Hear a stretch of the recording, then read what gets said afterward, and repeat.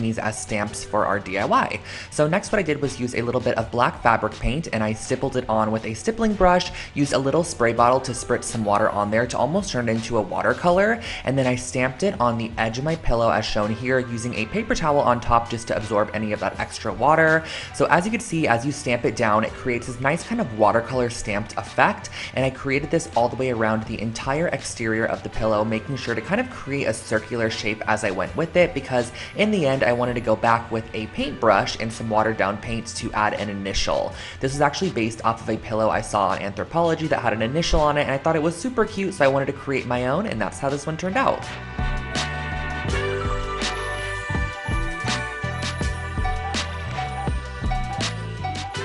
This next project is actually my first ever IKEA hack I uploaded to this channel, and I love it to this date. So I basically ended up using all three of these products here. I used the Frakta straps, I also went ahead and used the Alceda braided floor cushion, and also this little stool as well. And the process of creating this is actually super simple. So I just went ahead, I flipped the floor cushion upside down and flipped the stool upside down as well. As you can see, I got this from the As Is section from IKEA. And all you have to do, since I'm using those Frakta straps here, is go ahead and just mount the stool to the base of the floor cushion. Now the underside of the floor cushion has a nice kind of metal wiring. This allows you to intertwine your strap throughout and just strap it however tight you would like. And I also love how this project is totally reversible too. So let's say in the future you don't want to use this as a side table anymore, you could simply undo this strap and you still have all of your components that you originally started out with, and that finishes off this table.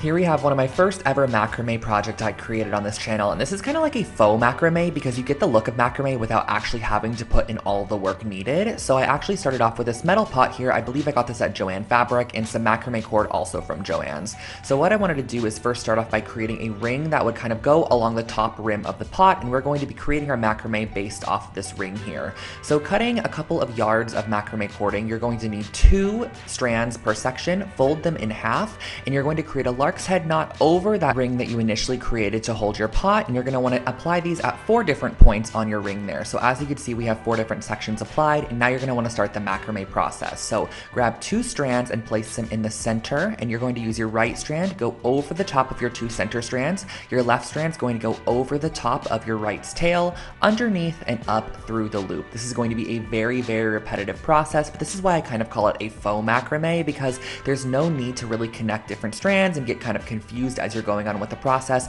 You're only going to be working on each 4 of these sections at a time, and you're going to be creating a sequence of square knots, which is going to end up looking something like this. And once you reach your desired length, go ahead and tie all 4 strands in a knot there and cut 2 of the strands off that are not necessary anymore, so you only have 2 hanging from the end of the knot there. And then once you finish it off, just go ahead and tie all your strands together at the top and hang wherever you desire.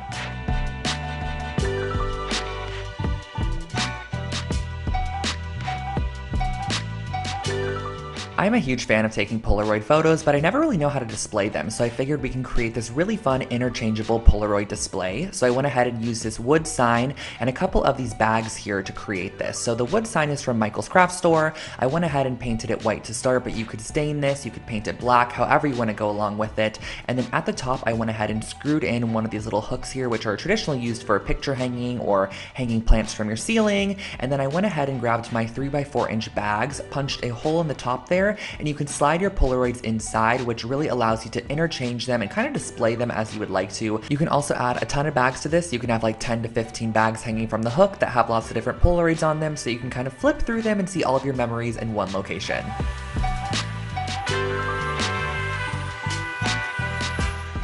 Next up, we have a fun dollar store project. This is wicker lantern lights, and all I did for this project was get some of these little wicker balls from the dollar store, and I went ahead and I spray painted them first with a brass spray paint. Now you could spray paint this however you'd like to, but I thought the brass would be nice because it kind of would make them look like metallized objects on top of your light strand in the end. So I went ahead and sprayed these with a brass spray paint, and once I was finished with that, I went ahead and grabbed my fairy light strand. Now the best way to put this through these wicker balls is honestly to look for larger holes in the wicker. That way you can kind of string it through like a needle and thread. So I went ahead and I strung through my light strand, and I made sure that a light was positioned right in the center of each wicker ball. And once the light was in position, I went ahead and added a little bit of hot glue onto either side to hold it into place, and that finishes off your little fairy light strand.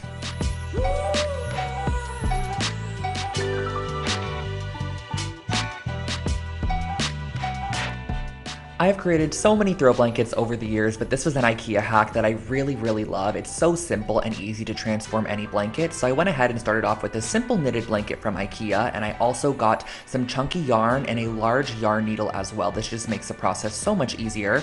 So I went ahead and just strung my yarn through the yarn needle, and literally all you have to do for this project is create a nice chunky stitch along the edge just to add a little bit more detail to a basic blanket. So I went around, stitched the edge as shown here, and once you reach the corner, you're just going to want to make sure to also apply a stitch into each corner, kind of pivot it 90 degrees and work in your new direction. Now you can totally customize this and make your stitches as long or as short as you would like to. I feel like I made mine probably about 1 inch to 1.5 inches each, but I really love the kind of ununiform look of the stitches. I feel like it adds a nice handmade quality to the piece, and once you reach the end, you can snip it off and enjoy your throw blanket.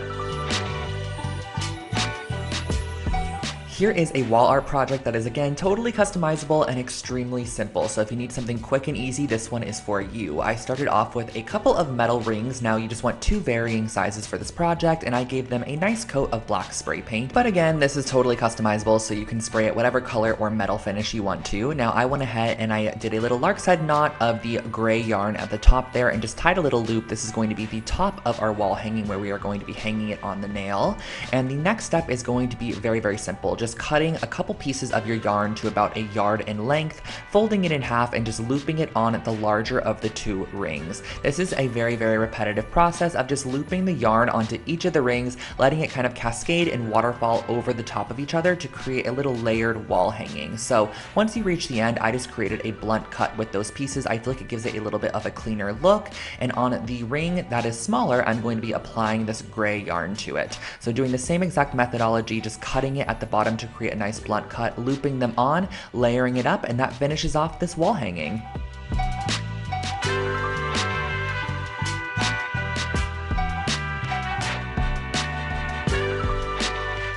I remember this copper and concrete jewelry stand being a huge hit on my channel, so I'm really excited to kind of be reliving it right now. So you're going to want to go ahead and get a couple of copper pipe pieces along with some concrete and a mold that you're going to be using for your concrete. So I just used some simple concrete mix. You guys all know that I basically suggest the pre-sifted one that comes in the 10-pound bucket. Back then though, when I was creating this project, I did not know about that. So now I do. I highly suggest that one. I went ahead and mixed up some concrete, poured it in the bottom of an oatmeal container, and then went ahead and placed one of my probably about 8-inch tall copper pipes on the inside there. You're going to want to go ahead and let that dry fully overnight so you have a nice base for your jewelry stand. The great thing about concrete is it's pretty heavy, so it's going to weight it down and allow you to apply really whatever you want to the stand. So I'm going to go ahead and just use E6000 to kind of conjoin the copper pipes together, but I went ahead and kind of placed this little T-shaped joint right there, and then I also added some E6000 on the inside to place in one of my copper pipes as well, which is going to be the crossbar. Just let this cure for a couple of hours to the next day, and that finishes off your jewelry stand.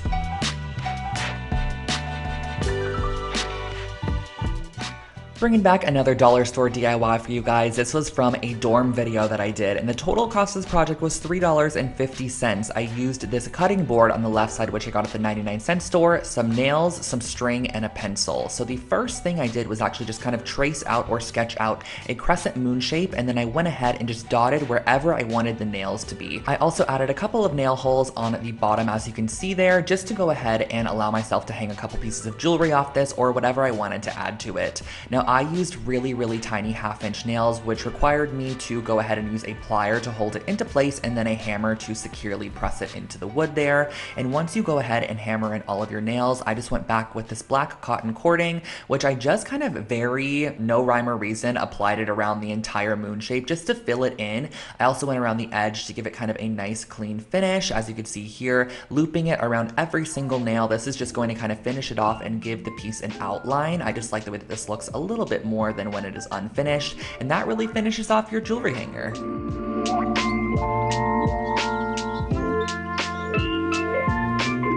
Moving on to our next project, I called this one Floral Globe Decor. Not sure why, because it is more so a fun paperweight or just a cute little shelf decor piece, but I went ahead and I used some resin for this project, a mold, and also some faux florals. So the first thing that I did was I actually sprayed my resin release spray into my mold, and then I pulled off a couple of these yellow roses here. I think I got these at Michael's or Joann's, but you can also get them from the dollar store for sure.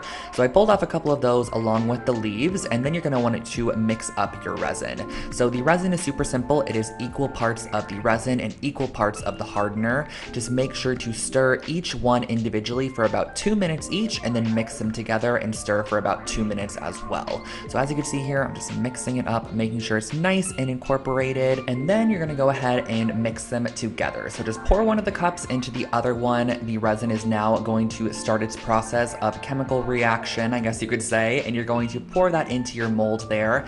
I then placed in my flowers. You could do flowers, you could do glitter, whatever you have that is small that would kind of fit inside of this resin mold would be perfect for this project. I just opted for the flowers there. I whipped up another batch of resin, poured it over the top to ensure that everything was fully covered, and then you're gonna let this sit for probably about 24 to 48 hours, and that finishes off your little paperweight.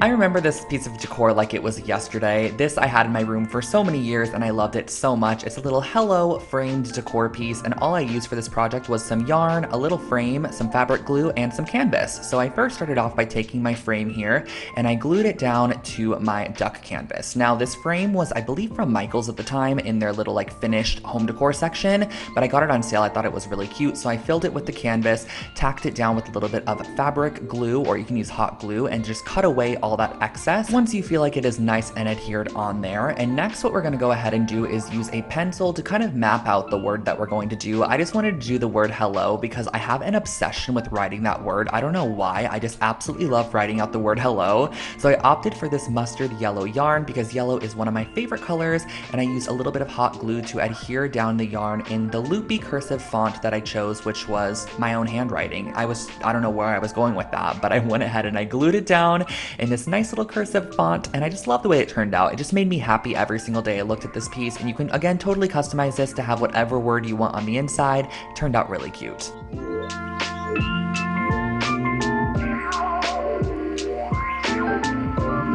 Here we have another IKEA hack for you guys. This was again one of my first ever IKEA hacks on this channel, and I went ahead and I got 3 of these scarf hangers here. And the thing I loved about these scarf hangers is that they actually had like this crocheted edging on them, which I think added so much detail. And I know that IKEA currently does sell these as well. But what I wanted to start off by doing was actually cutting off the little top hanger portion. And every single piece on this is just stitched together with a little bit of thread. So it's very easy to snip that thread and kind of detach the rings if you need to. But I wanted to go ahead and detach the hanging portion and then reattach with a little bit of thread all of the rings together. So I went ahead and I attached 3 sections of this scarf hanger together with a little bit of thread, just doing a couple of stitches between each of them, and you're going to be repeating this process until you have all of your scarf hangers connected. This is so super simple and easy. Just kind of catch the thread, tie it in a good knot, and that really finishes off the process. You can go ahead and hang this on the wall and decorate with some cute little clothespins or little hooks if you have them. I just use this as a cute little inspo board at the time, and I love the way that it ended up turning out.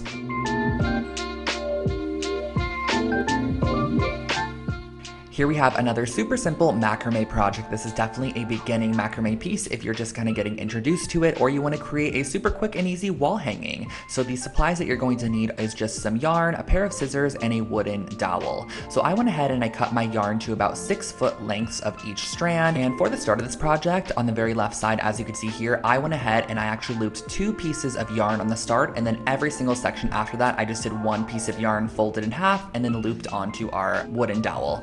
So moving on from there, you're going to be creating, again, more square knots. This project only requires square knots, so it is very, very simple. A square knot is left over right and then right over left, and you're going to be doing this all the way down with the neighboring strand. So you're going to be grabbing a strand from one side, the strand from the neighboring one, and tying them together, and it's going to cascade downwards into a triangle shape until you reach the very end. So I went ahead and just repeated the process all the way down. You can actually go in and swap colors if you'd like to. to. And I also think it would be fun to go in with macrame cording instead of yarn, to use the macrame cord as the base of the project. And then once I was done, I went ahead and I hung it on the wall, and I used a pair of scissors to just trim away the excess yarn into an arrow shape. I feel like this really gives this piece a little bit more shape and overall a little bit more interest.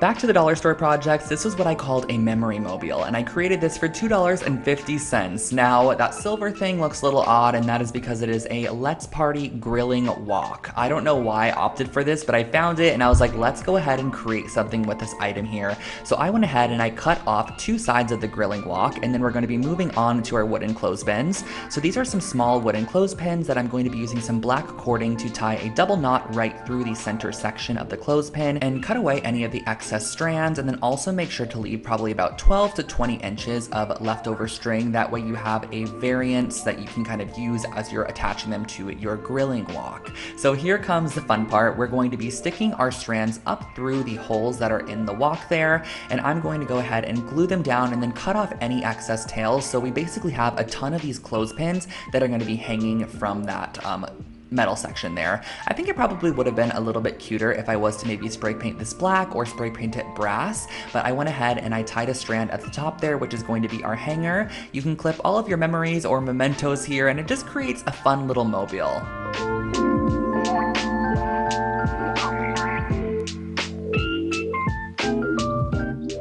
Here we have a super affordable take on a mixed metal wall hanging. So this is a moon phase wall garland, and what I used for this was some chipboard, some spray paint, some chain, some wire cutters, and that was pretty much all for the project. So I started off by spraying my chipboard or my thick kind of heavyweight cardstock with some copper spray paint, and then I went ahead and I cut apart a lot of these pieces of silver chain. Now if you want to, you can go ahead and use copper chain as well, but I wanted to go in with silver chain and kind of have that mixed metal look. I really love that when it comes to minimalistic wall art. I think it adds a lot of detail and interest. So I went ahead and I cut those apart, and I actually just hot glued those on to the chain, which I would never do nowadays. I would definitely use a jump ring if I was to recreate this project, but I think back then I didn't have jump rings, and honestly this was going to be a super lightweight project in the end, so I knew the hot glue was going to hold for sure. And I think the varying lengths of silver chain across this piece kind of give a lot of detail. If you had everything at the same level, it honestly in the end would kind of just look a little bit boring. So I love mixing up the lengths of chain for those vertical sections to make sure that the moons are kind of hanging at different levels once you actually hang it up on the wall. And this is what the chain base is going to look like, and the next step is going to be cutting out some moon shapes. So you can totally print out some shapes if you'd like to, or you could freehand them like I did. I just kind of penciled them onto a piece of paper, cut them out. I love the organic look of it, and I just glued them on with some hot glue, and that finished off your wall hanging.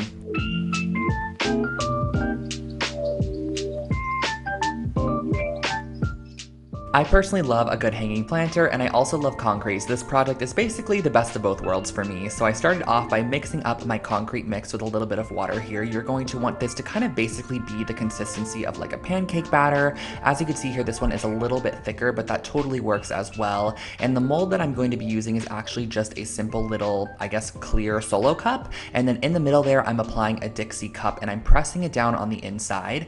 Next, what I'm doing is grabbing some hemp cording or whatever string you want the hanging planter to be hanging from, and you're going to tie knots onto the ends of them. The knots are basically going to be like extra support, so once we press this down into the concrete, the knot is kind of going to be covered in cement and allow it to not be pulled out. If it's just a string, you could imagine kind of being able to pull the string right out, but that knot is just like an extra reinforcement. So you're going to want to go ahead and let that dry overnight or until it is nice and cured, and then pull off your plastic cup in the end and remove the Dixie cup on the inside. Now you can go ahead with a sand file or whatever you have, some sandpaper, a nail file. I mix those words together to make sand file to sand away any excess concrete. Tie your strings into a loop at the top, and that finishes off your concrete planter.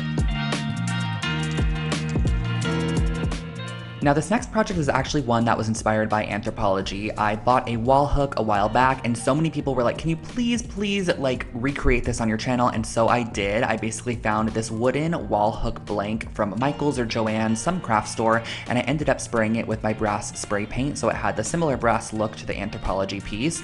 And then I went ahead and Googled the constellation for Leo. That is what I personally am, but you can totally change this up for your own star sign. I just did Leo for myself, and then I went in with a little bit of black acrylic paint and just dotted this on wherever the stars were in that constellation. And then I connected them with some lines and just kind of cursively wrote Leo at the bottom. I guess it's kind of lucky that I'm a Leo because I didn't have to write that much. And then around the edge, I went ahead and I just did a little dotted kind of pattern just to add a little bit more detail, and that finishes off your wall hook. This brass mirror here is one of my favorite DIYs I've ever created. I've actually done a couple different versions of it on my channel throughout the years, and it's just such a fun project to create. So all you're gonna need for this is actually some artificial flowers and a mirror of choice. So these artificial flowers are just from a craft shop. You can get them at the Dollar Tree or Joann's, Michael's, wherever you wanna get them from. And I just went ahead and started by giving them a good dousing of brass spray paint. And this is actually going to just be our first layer of spray paint, kind of just to give an overall coat of that brass color. And next what you're gonna want to do is actually kind of find the placement on your mirror for these pieces and use some heavy duty hot glue to glue and adhere them down to your mirror. So once you have them all glued and adhered down, this is where we're going to go in with our brass spray paint once again, making sure to cover up any of the mirror sections and really thoroughly coat those pieces in that brass spray paint to give it a full-on finished look. And of course we're going to need something to hang this up with, so I didn't want to use this white yarn here, so I just actually sprayed it with the gold spray paint and it ended up looking great in the end. I adhered it on the back side of our mirror and that finishes it off.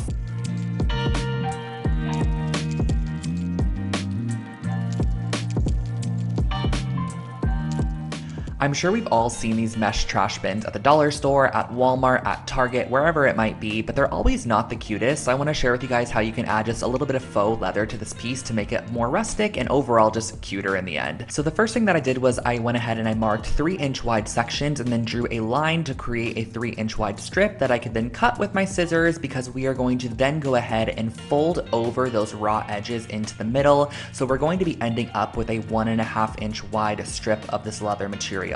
So you're going to want to do this, that way you have nice clean edges on the front there. And then on the front side of your wastebasket, using a generous amount of hot glue, you're going to be applying your faux leather material and then creating kind of a little loopy handle at the top, which again is just for visual interest. There's no like rhyme or reason to this piece. And then I cut off the excess at the bottom there and went in with a little bit of white embroidery floss. I probably should have done this with like some jute cording or something just to match the vibe a little bit better, but I think it turned out cute nonetheless. So I went in and I just added a little X shape to secure the leather in place a little bit more, but also add a bit of detail to that edge there. I think this adds a nice touch. Tie it off on the back side, repeat on the opposite side, and that finishes off this basket.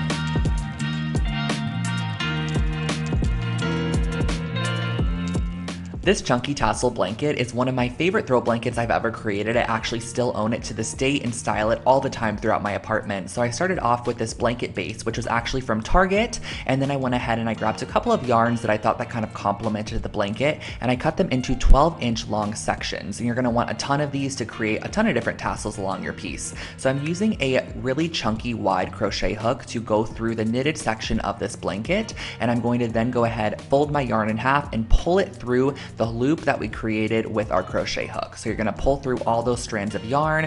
Once all 3 of them are pulled through, you're going to then go ahead and pull the tails through that loop, and that finishes off your first tassel. Now to determine kind of the pattern you wanna go with or where you want to apply your tassels, you can map it out first if you'd like to, but I just went ahead and did chunks all around the blanket, making sure that I had kind of like an even spaced amount of chunks of different colors of yarn that just add pattern, texture, and dimension to the piece. You can also just go around the edge and do like a tasseled edge if you want to, but I just wanted to mix up the yarn, so I did a variant of white yarn. I also added in some that had these gray kind of flecks throughout it, and then in the end I just created these little tassel sections on the blanket, which just kind of give a little bit of detail.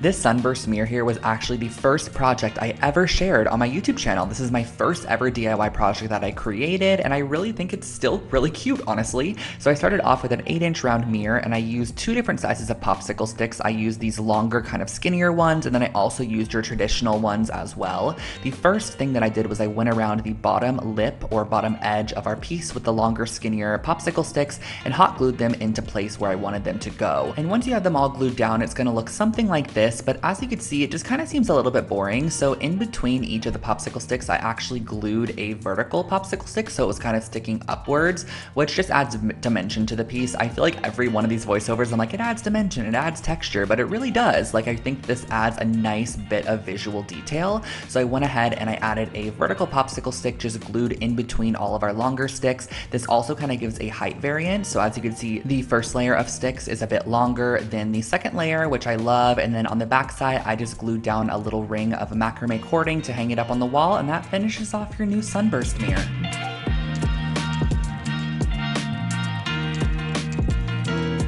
Creating a concrete coaster set is actually extremely affordable and not as hard as it looks. All you're going to need is a couple of solo cups, some concrete mix, some water, and a hot glue gun. So the first thing that we're going to be doing is actually cutting the top rims off of our solo cups and creating our very own mold. And I'm going to be gluing down the top of our solo cups to the notebook cover there. So we're basically creating our very own mold. So next what I wanted to do was mix up the concrete and pour it into the mold that we created. So you're just going to tap that in, making sure that you added enough hot glue around the perimeter of your mold to where the concrete will not seep out at all. Let that cure overnight, and once it is fully cured, you could basically demold your new set of coasters by pulling off that notebook cover, and this is what they end up looking like. You could sand the edges with a nail file or a little bit of sandpaper to give them a nice finish, and that's the finished project.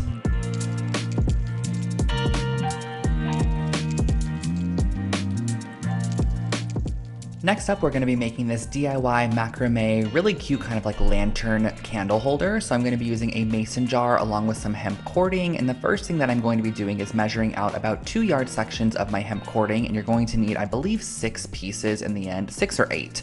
So what I'm going to be doing is starting out by gluing down my pieces in the center here. So I actually did end up using 8 strands. And you're going to want to glue them so that you have all evenly placed out 8 sections on the bottom of your mason jar. And then I added a little bit of hot glue to hold them into place as I started the macrame process. But this is just, again, a very repetitive process like a couple of the earlier projects. We are creating a collection of square knots where we grab the neighboring strand and we connect it to a knot that was neighboring it as well. And you're just going to be repeating this process until you reach the top rim of the jar. So I just kind of work in a circle and create a knot, as you can see here, twist it, move on to our next side, create a knot, twist it, move on to our next side, create a knot. And as you keep creating these knots, it's going to get tighter and tighter up towards the top, which is what you're going to want so that it kind of forms around your mason jar shape. So as you can see here, getting closer to the top here, it really creates a nice nautical vibe. It almost gives like a fishnet look to the piece, and this is what it ended up looking like in the end. You can tie off your strands, you can turn it into a hanging planter if you want to and leave them long, or glue them as I did and just pop a candle inside as a candle holder.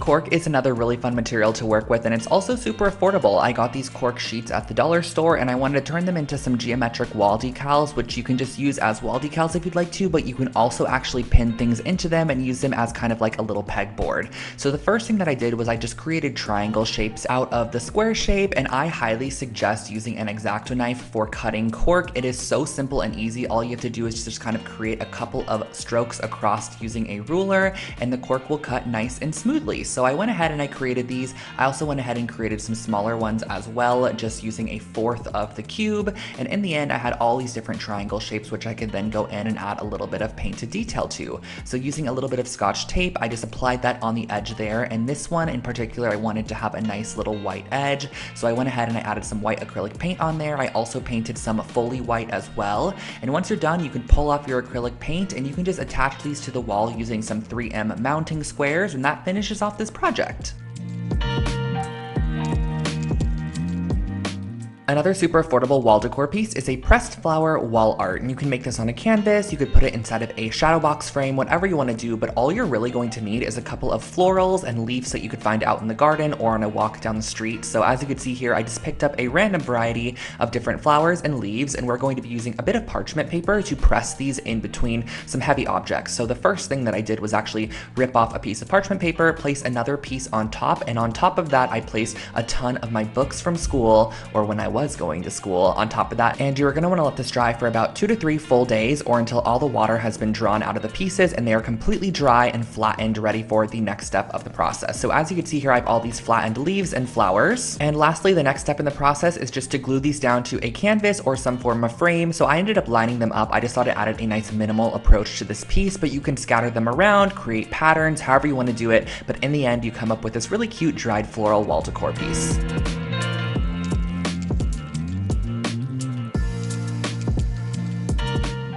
Whenever I create these IKEA rugs here on the channel, you guys always love them so much, and this is going to be one of the designs that I've done. I believe I've done about 3 to 4 of them, but I'm using the Lohals rug, which is basically a jute knotted rug from IKEA, and I'm also going to be using some masking tape to mask off any sections that I want to apply the spray paint to. So as you can see here, I applied 2 borders that ran horizontally, and then I applied a ton of vertical strips, and each one of these vertical strips took up about 2 different knots. So I kind of used my knots as measurement, and my masking tape that I used, which I believe was about 1 inch wide, ended up covering 2 full knots, so I was able to kind of measure out as I went, and then I went ahead and applied on my paint here. So I'm just using a regular white acrylic paint. Now, since I've actually created a couple of these rugs since this project was created, I highly suggest using spray paint as opposed to just acrylic paint. Honestly, it is so much easier. You can just spray right over the top of your masked area, wait for it to dry, peel it off. I also feel like the paint goes on so much more opaque as well, and if you do this process, you could apply a clear coat on top to lock it in.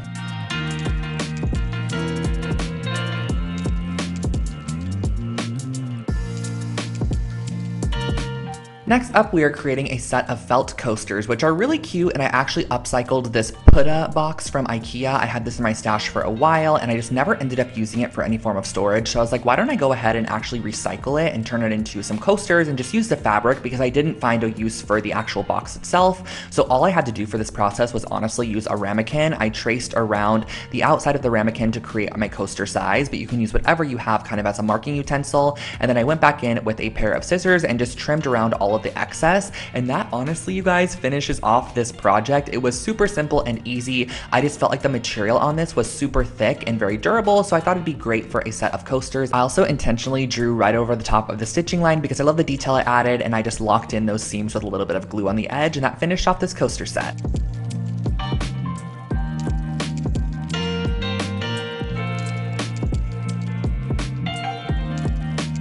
This project here, you guys, really takes me back because this was such an old DIY that I created, but honestly, it's still such a cute concept, and you can totally use this on really anything that is glass and kind of create a frosted glass look. So the first thing that I actually did was just grab some regular old printer paper, and I'm going to be cutting out some triangle shapes, which are going to be our masks. So I cut a 2-inch wide strip of paper, and from that paper, I went ahead and freehand cut a couple of triangles. I just like the organic shape of a freehand cut triangle as opposed to measuring them all out. I think it kind of adds a little bit more of a boho element to this piece, and I went ahead and I actually adhered these down with just some water-based glue, just an Elmer's glue stick, because it's super easy to remove from glass. It's kind of just a temporary fixation at the moment. And then what I went ahead and did was actually spray on top of it a coat of sea glass spray paint, and as you can see, when you go ahead and remove those masked triangle sections, it reveals the shiny clean glass underneath, and you have a frosted glass over top, which overall gives you this kind of nice embossed etched look.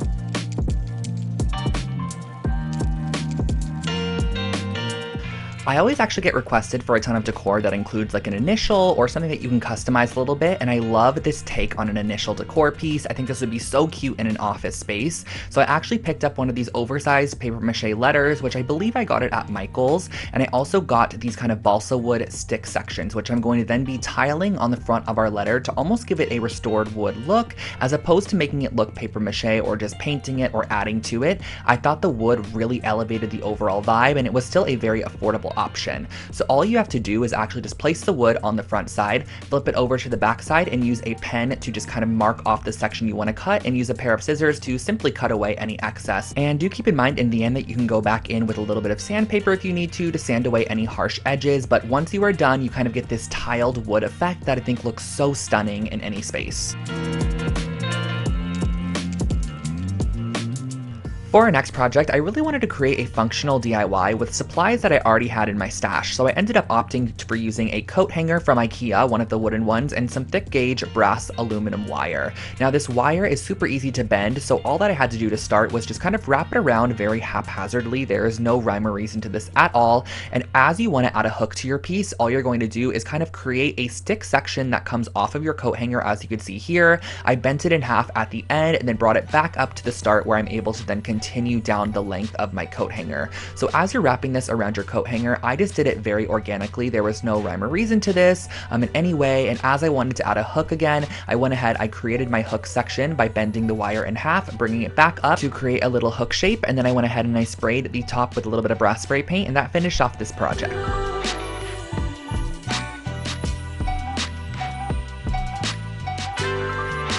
Here is a way to take a simple mirror and turn it into something a little bit more elevated and rustic. So I wanted to turn this into a jewelry holder. So I started off with a square mirror. I also used some balsa wood, some spray paint, a couple of hooks, and some E6000. So the first thing that I did was I cut my balsa wood to be the width of my mirror, and I went ahead and screwed my hooks into one side of the balsa wood on the bottom there. So I went ahead and I screwed in, I believe, about 5 of them, and I used this Hammer Finish dark bronze spray paint to give this more of a metallized finish, and I think it looked really, really cool in the end. You could spray this or stain it as you would like, and then on the bottom of the mirror I went ahead and I applied our hook section, as you could see, and on the top of the mirror I just applied the other wood section just to kind of make it look like it is framed off.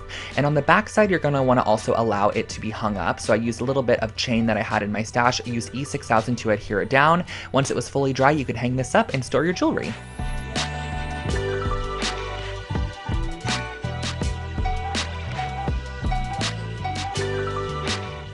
Affordable furniture DIYs are always a hit here on Lone Fox, so I wanted to share with you guys how I created this nightstand from a simple crate from IKEA. So this is the Naglig crate, which you could pick up for about $10 at IKEA, and I went ahead and I started off by just constructing it based off the instructions. You have to just screw all of the elements together, and once they're all screwed up, you have a basic wooden crate. Now, on the bottom of the wooden crate, I wanted to add a leg, so I elevated it off the floor with these little wooden trinket dishes, or like little wooden trays that I found at the craft store as well. They're just a simple wood, very similar to the one from IKEA, and I just E6000 these down. You could also use a nail gun if you'd like to, and once you are done, you have a very simple, minimal nightstand.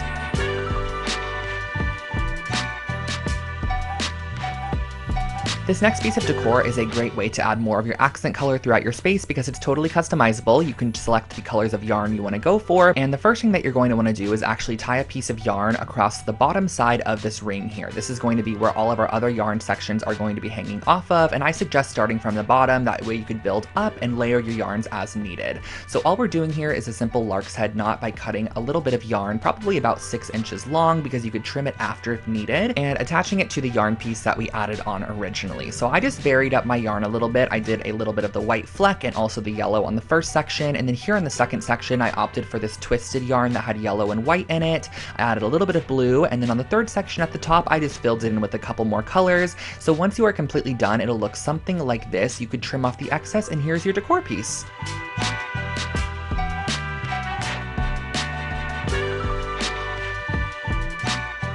This is a really fun multi-purpose DIY. I created a memento lampshade because lampshades can be a little bit boring, so if you have a basic lamp, especially in like a dorm room or a small space, spice it up with this simple hack here. All that I started off by doing was just painting my clothespins how I wanted them to look, so I think I did a mixture of black and then also just the raw wood as well. All you have to do for this project is literally glue down the clothes clips all the way around the exterior of the lampshade, just kind of spacing them out however you would like them to go, and keep in mind wherever you place a clothespin, you can add a Polaroid or a little memento, and that finishes off this lampshade.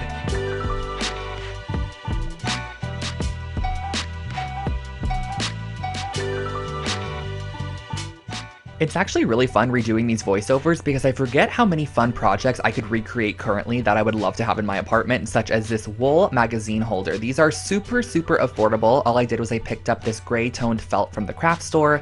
Each felt sheet costs under 50 cents, and I cut it in half to start. Then what you're going to want to do is actually fold it into thirds like this. That way you have nice clean edges on the front side and it doesn't have any cut edges.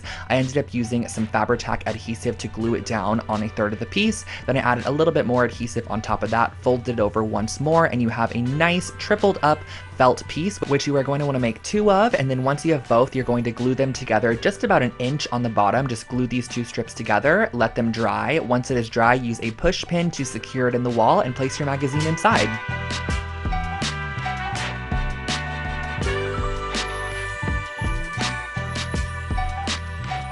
If you love a freehand, very artsy project, this one is for you. I created this as a dorm decor piece a while back, and it is just a kind of moon phase galactic pillowcase. I just used a simple white IKEA pillowcase and some black fabric paint to paint on some stars and moons around the exterior of this pillow. I also added a couple of constellations, and that was all.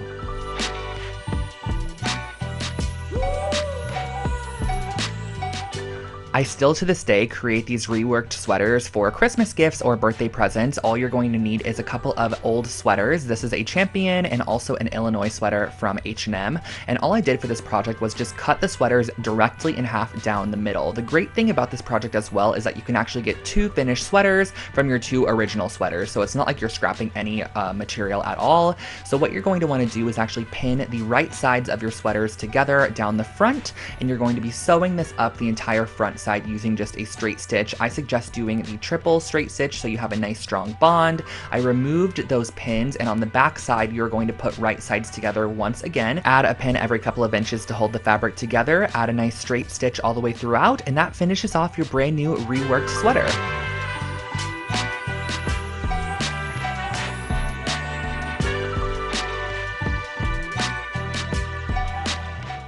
A couple years back, I received a Lolapo candle for Christmas, and it had a really funky kind of hammered metal tin container that it came in, and I wanted to recreate my very own for a fraction of the price. So I found this metal tin here on Amazon, and I literally went to town on it with a hammer, just hammered it all the way around, gave it a very distressed and just unique look. So as you can see, these are going to be our candle canisters.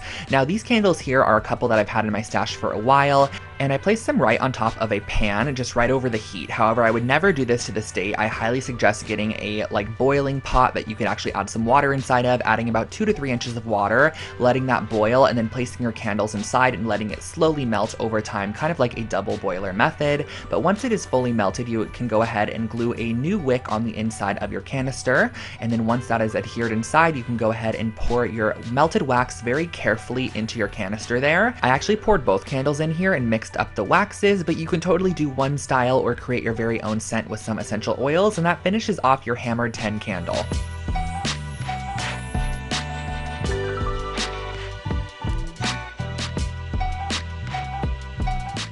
This pillowcase was such a fun one to recreate. It was inspired by an Urban Outfitters one that I believe cost around $80, and I knew we could take a simple IKEA pillowcase and create our very own with just a little bit of black fabric paint. So I started off by cutting off any of the tags and using some black fabric paint to paint on the shape of an eyelid, just like a very organic kind of half circle shape. And from there, I went ahead and I added on some eyelashes to this piece as well. If you guys can see, the brush that I'm using has a very, very flat top, and it's almost the width of all of the lines that I'm creating, which I just find makes it a little bit easier when freehand painting like this. And there really is no rhyme or reason to this. I know I say that all the time when I'm painting projects like this, but really as you go, you can add to the piece, take away, and if you mess up, honestly, just keep on working on or add it and implement it into your pattern elsewhere so it doesn't really look like a mess up. So I just went all the way around, added this pattern throughout, and that finished off this pillow.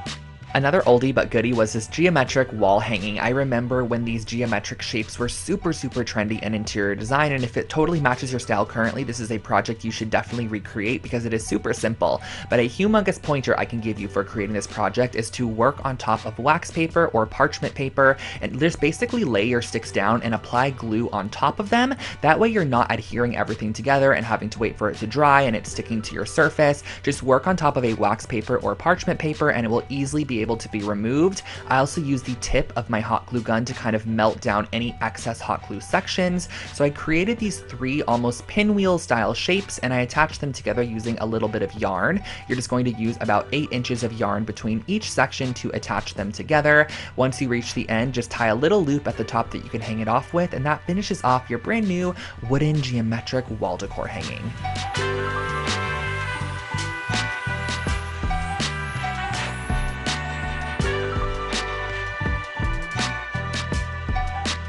This next project was actually another take on that little wall strap that I created with the wool fabric earlier, but this one is just a wall pocket and it is super simple to recreate. You're just going to need 2 pieces of 8.5 by 11 felt, and on one of the pieces you're going to start by rimming the entire outside, leaving a 2.5-inch section at the top that you're not going to be adding glue to, because once you actually adhere this down, the sides and the bottom are going to be nice and adhered, but that 2.5-inch section you're actually going to want to fold down like this, add a little bit of glue to either side as shown, and fold that down. That way it kind of creates this little pocket flap, lay a couple books on top, and once you're done you could hang this on the wall and add whatever you'd like inside. This little trinket box turned out super cute, but honestly the technique that I used to create a crackle finish is just a fun one to have in your DIY skill set. So you're going to definitely need some Elmer's glue, some acrylic paint, and a wooden box of your choice. So the first thing that you're going to want to do is actually go ahead and paint it with the color that you want your cracks to be. So I went ahead and painted it white to start. You could paint it gold if you'd like to and kind of have a gold crack underneath black, which I think would be really pretty, or you could paint it however you'd like. The next step is going to be applying a generous layer of Elmer's glue on the top section that you're going to be applying, and then right over top of the Elmer's glue, before it can dry, literally immediately after applying it, go ahead and apply on a layer of your acrylic paint. And as it starts to dry, the glue will actually separate the paint and create a cracked finish, which is really great. So the thicker the glue you apply, the thicker the cracks, and if you want daintier cracks, just apply a thinner layer of glue. Here's a fun DIY on how to turn your basic pillowcases into these gradient dyed pillowcases. You're just going to need some RIT dye. I use the powder form, a couple of cups, a paintbrush, and your pillowcases. So the first thing that I started off by doing was adding the same amount of water into each cup, and I did use warm water. And next what I did was I actually varied the amount of dye pigment that I applied to each cup. So the first cup I added 1 teaspoon, the second cup I added 2 teaspoons, the third cup I added 3 teaspoons, and so on from there. That way we have an array of pigmentation. And I went ahead and I started off with my darkest color first because it's just easier to start darkest and go lighter. So I applied about a 2-inch strip of our darkest color and worked my way down to the lightest section, probably only applying water at the very end. So as you can see here, this is what the gradient dye is going to look like. Wash out the excess dye and style with a couple of cute throw pillows.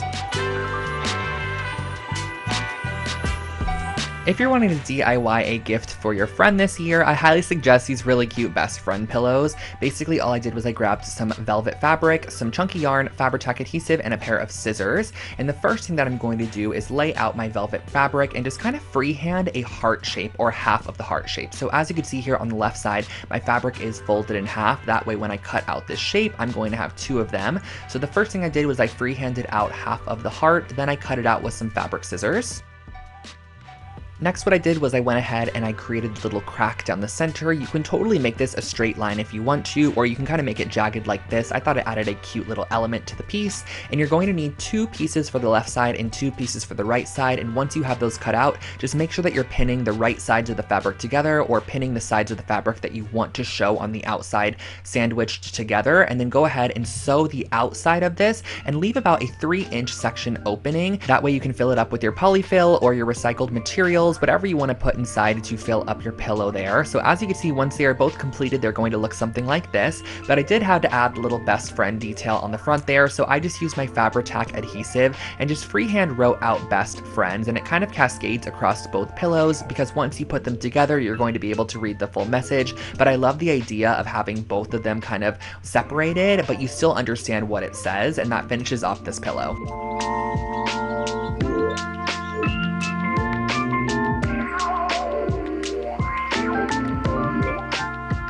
Another super affordable set of coasters created here on the channel were these leather wrapped coasters. Now the supplies are very minimal. All you're going to need is some foam board and also some faux leather material. So the first thing that I did was I cut down the scrap piece of foam board into 4-inch by 4-inch squares. Those are going to be our coaster size. Next, once you have those cut out, you're going to go ahead and just cut out a piece of your vinyl leather or your faux leather and cut it out with about 1 inch to spare on all the edges. That way you can go ahead and apply your E6000 adhesive on the bottom side, press it it onto your faux leather material, and then you're going to press that down just as shown here. Next, what I did was I cut off all of the corners, that way we can create a nice clean fold, and I also make sure to leave about an 1/8 inch of material on that corner, that way when you fold it up, you get a fully covered corner as opposed to having any of the white show through there. So I just went ahead and I adhered down all of our flaps on the back side, let it dry, and cut out a piece of material to glue over the top of those flaps there, and once you are done, this is your finished coaster set.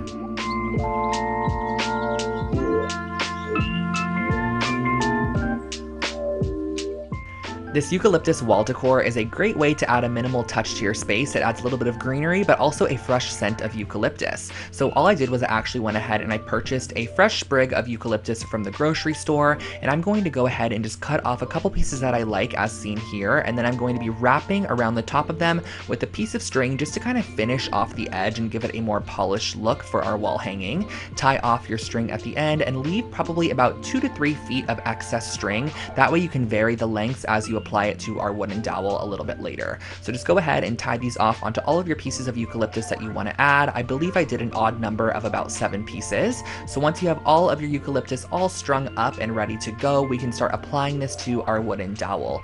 And when it came to constructing the final piece, I just went ahead and made sure that all my eucalyptus pieces were hanging at different lengths, so it just added a little bit more visual interest and not everything was at the same exact level. So I just double knotted these onto my wooden dowel all the way down, making sure they were nicely secured, and once you have them all attached, you can hang it on your wall, and that finishes off your eucalyptus wall hanging.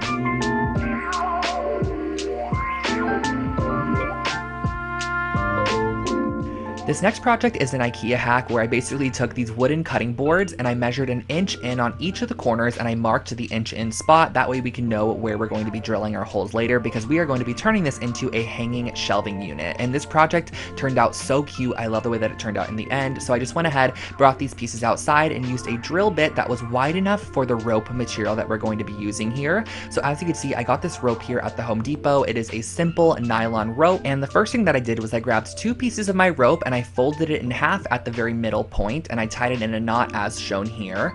Next, what I did was I measured down about 18 inches from our knot and I just made a little marking on our piece because that is exactly where we're going to be tying our knots on each section. Now the knot is what's going to be holding our shelf in place, so you're actually going to want to make sure that all of your knots are in a very similar spot. That way your shelf is very level and it's not off center, because if you have knots that are hanging lower on one side, your shelf is then going to hang lower on one side as well. So using a ruler, measure down about 12 inches, make a marking, and just make sure that you tie your knot in the same spot once again. The great thing about this project is you can totally adjust the knots as needed. They're not anything that is super tight, and once the shelf actually sits on top of the knot, it kind of tightens itself naturally. You can hang this up and enjoy your new hanging shelf.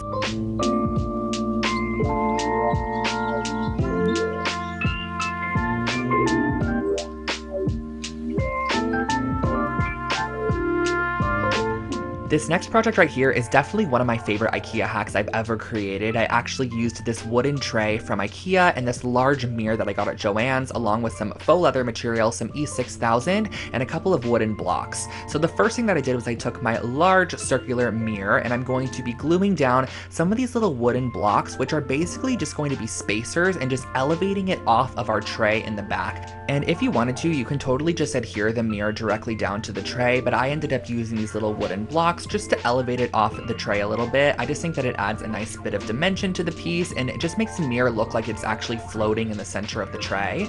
And next, what I did was I grabbed this faux leather material and I'm cutting out a 3-inch wide section. And you're going to want to make these strips down the longest side of your fabric, because we're going to want very long strips. That way we can create the band that's going to wrap around the outside of our mirror and just give it that very rustic, elevated appearance. So using a little bit of hot glue, I just went ahead and I adhered this down the entire strip there, just making sure that I folded it in half. And the reason that I did fold it in half was just to save a little bit of my material. I knew that the folded in half section, or the ugly side, can face the back of the mirror, which is going to be against the wall. So what I did was I just adhered my strips together and then I E6000 them on the outside of my mirror using clothespins to stick them down as the adhesive dried.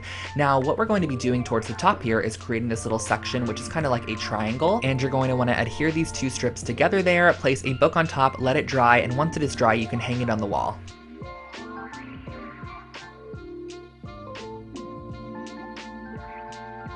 I think this rustic clay bowl was actually my first time ever using clay in a DIY project, and so this is how it ended up turning out. I used a glass bowl from Target and some of this air dry clay from the craft store, and I went ahead and I just added a thick layer of air dry clay on the entire exterior of our glass bowl, and I used a little bit of water to smooth it down. Now I know that sometimes water doesn't work with air dry clay, but specifically for this project, I do remember it smoothing it down quite a bit, and then I went ahead and I pressed a little new base for it and used a paintbrush just to add a little bit of detail into our clay work. And this is where I feel like the water totally made a difference. You can totally see where I'm adding the water. It just smooths out those sections and overall just makes the clay look a little bit nicer. So once it was dried overnight, I went back in with a sand file and just filed down any edges that were a little bit rough. And then I went in with a little bit of black paint that was watered down and just kind of distressed the bowl a little bit, added my signature on the bottom, and that finished off your rustic clay bowl.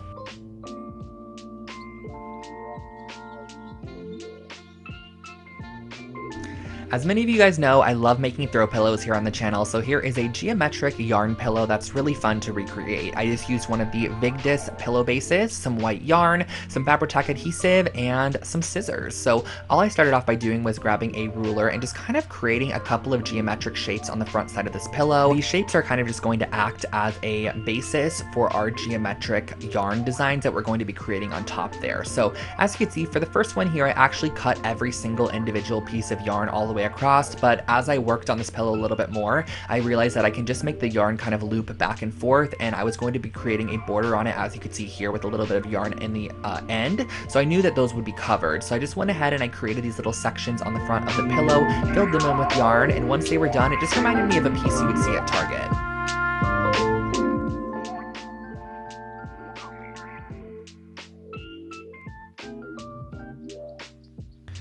I was a humongous fan of vinyl records back in the day, and I always wanted a method for hanging them on the wall, but I didn't want to have to purchase the actual Urban Outfitters frames that were $20 each, so I was able to create my very own with one piece of foam board.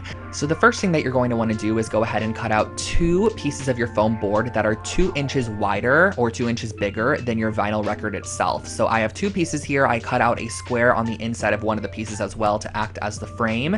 Now on the sides here, I cut out these 3/8 inch strips, which are going to act as borders or barriers, and the great thing about using the foam board is that it elevates it a little bit so that you can easily slide your vinyl inside. So I just used some E6000 adhesive and just glued this around the exterior of my vinyl record once it was placed on the inside there, but you do not need to add a piece of this to the top there. That way you can slide your record in and out in case you want to ever exchange it for a different one. So once that was all glued around the outside, I then went ahead and added adhesive to the top of those strips, placed on top my frame section there. So this is kind of creating our shadow box, which you could then slide your vinyl on the inside of. I just wrapped a piece of yarn around the entire exterior inside of the little groove that we created, cut off the excess, tied it in a knot, and I hung this up on the wall, and that was my vinyl frame.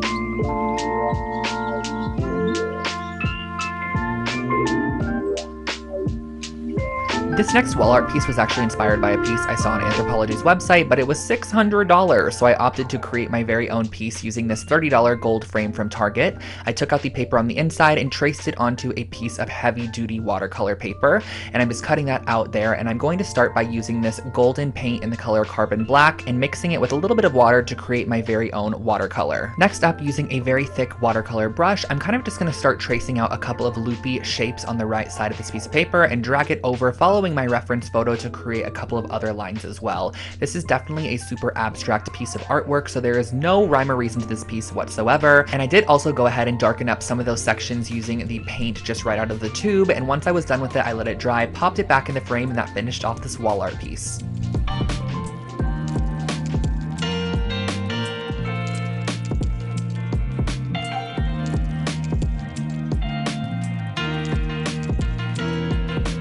I'm back with one of my favorite materials, resin, and we are going to be making one of my favorite projects, some coasters. So these are some agate coaster molds. You can find these on Amazon if you search agate coaster mold. I also got these dried flowers on Amazon as well, but you can totally dry your own based off of some of the methods that I shared with you guys earlier. But the first thing that I want to do is go ahead and mix half and half of our resin together. So you're going to want to use equal parts of resin and equal parts of hardener. I just find it a lot easier to measure them in 2 separate cups. That way you know that you have equal parts, because if you don't, it's not going to cure properly. So once you do have the and mixed up, go ahead and stir it for a couple of minutes and add your glitter. Now, the glitter goes such a long way, you guys. I thought what I added was a small amount, but it ended up being quite a bit. So I stirred it throughout my resin, and then I poured a thin base layer into the mold itself. That way I can just go ahead and start placing in my flowers and give them something to grip to. So I placed them right on top, positioned them into the position I wanted them to go into, and then I filled and topped it off with the rest of the resin material. You're going to want to let this dry overnight for about 24 hours or so, and once they are fully hardened and cured, you can just pop them right out of the mold, and you have these really, really cute coasters. However, I wanted to elevate mine and take them just one step further, so I'm using some of this brass gilding paint. Just go and carefully paint around the edge of these coasters to give them kind of like a metallic finish on the edge. I just think it kind of locks in the design and that finishes them off.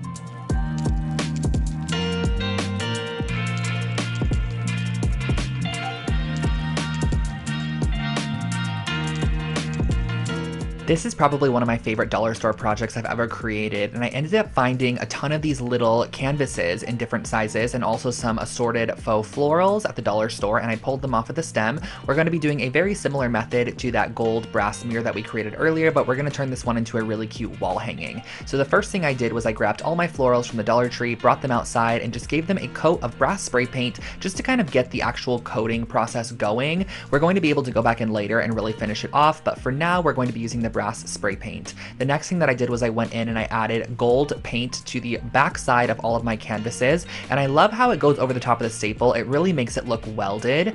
Next, moving on, we're going to be applying the first set of florals to our wooden dowel. Now from this wooden dowel, our little canvases are going to hang, so this is going to be kind of like the most focal point of the piece. I brought it back outside once all of our florals were attached to it and just sprayed any of those excess areas. And last but not least, you're just going to go ahead and use some string and apply on your canvases. Inside of these little canvases, you're actually able to go ahead and just pop in a photo or however you want to style them.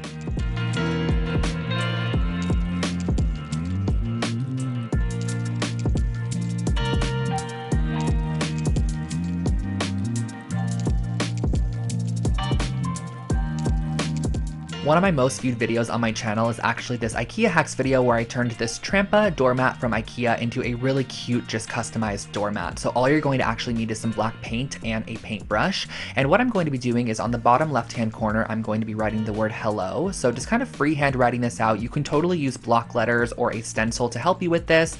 Flipping it completely 180, I'm going to go ahead on the opposite side and put goodbye. This is just such a cute idea. You can actually place this right outside of your door, have the hello face the person as they enter, and the goodbye face them as they leave.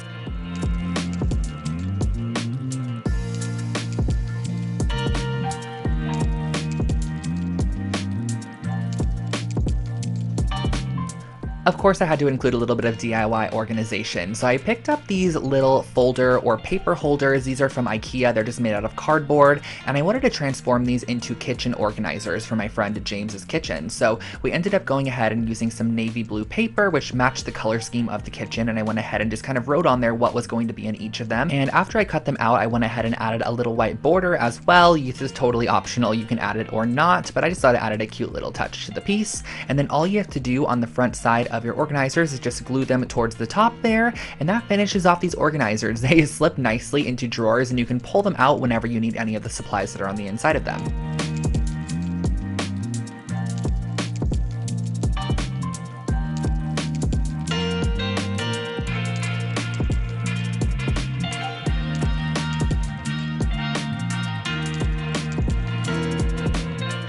This next project was a really fun one where I ended up using silver silverware. This is just plastic silverware from the dollar store along with a 12-inch circle base, and I went ahead and I broke all of my spoons more towards the actual round part of the spoon. That way we had a longer handle section which we could actually glue onto the outside back of the mirror. So what I went ahead and I did was I started by gluing these on and kind of evenly spacing them around the outside exterior, and this is what we ended up having from the back side. And then what I next did was I went ahead and I added the spoon portion as well. This is just going to add a little bit more dimension and detail to the piece, and that's just really an inexpensive and structural way on how to elevate any basic mirror. Back into the wall decor and also back into the macrame, we are going to be starting off with a 12 and 14-inch ring for this project, and then I'm going to go ahead and cut out 2 yard pieces of string, which I'm going to then just slip knot onto the top of our 2 rings. You're going to want to have 2 of them to start. Simply cross them over as shown here and do a simple half hitch knot to secure it to the bottom left side and bottom right side of the original knot. So all you have to do for this is just wrap it around once as shown, wrap it around one more time, and then just pull your tail right through that loop that it creates, and that is your half hitch knot. And from here on out, it is pretty repetitive. You're just going to go ahead and apply another slip knot on top, wrap it underneath, and then go ahead to the opposite side and do a simple slip knot to attach it on there. This might be a particular project that you want to watch the full video on because it's a little bit challenging for me to cut all of this into a little 1-minute section for you guys. But once you have all of your knots attached, it kind of creates this really interesting woven pattern in the middle, and you have all of these little tails here, which I then went ahead and did a blunt chop on at the bottom just to finish it off. On the top back side, I added a little loop that I could hang this up on the wall with, and that finished off this wall decor project. I really like this one, and you guys also have recreated it so many times.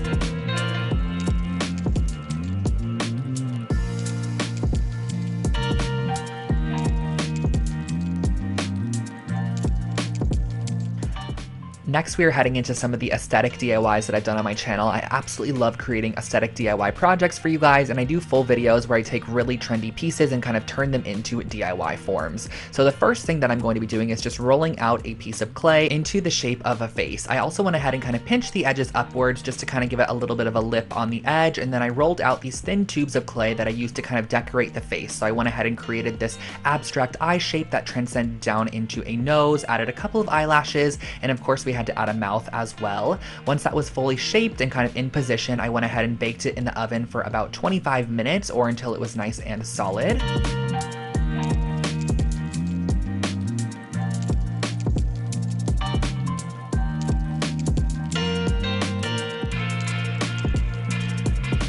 I remember seeing these wreath forms at the Dollar Tree all the time, and I never knew what to do with them, but I always knew I wanted to create something with a wreath form. So I went ahead and I grabbed this really thin gauge artistic wire, and I started off by just wrapping it all the way around the entire exterior of this wreath form. So I just kind of cut off sections and wrapped it as I went, just kind of going around the front side and the back side pretty close together, and occasionally also wrapping it around our middle strand or the top strand to kind of just add a little bit more detail and make the wire not look super uniform.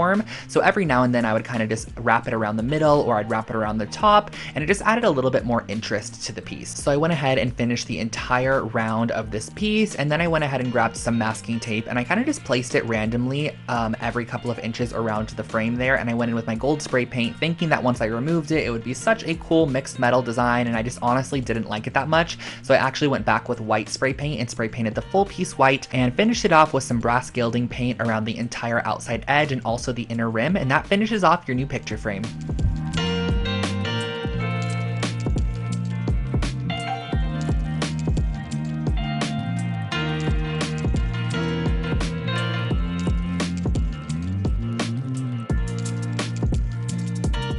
I actually used this tray earlier in a project, which was that mirror. It is the Stockholm 2017 tray, and I used some of these hairpin legs that I found on Amazon. So all you're going to need in addition to this is some strong bond adhesive. So I actually flipped this tray over, and I'm going to use it as the tabletop for our little table that we're creating. This is going to be kind of like a little side table, and I suggest using E6000 to adhere this leg to the bottom, and also go back in and add E6000 into all of those holes at a generous amount. That way, once it's dry, it almost acts as a nail, and that really finishes off this project. Super simple and easy side table recreation.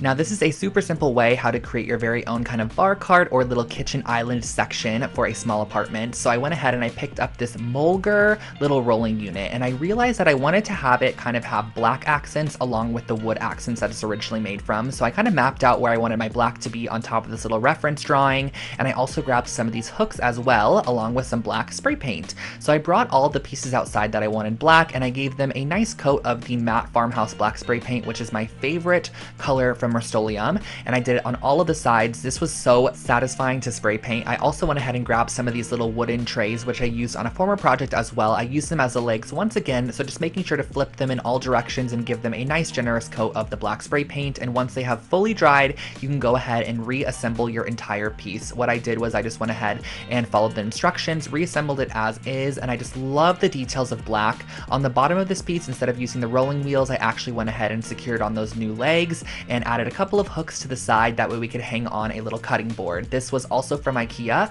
I screwed a couple of hooks into the cutting board, that way you can kind of have it hang off the side, and I thought this was the perfect little bar cart addition to any small space.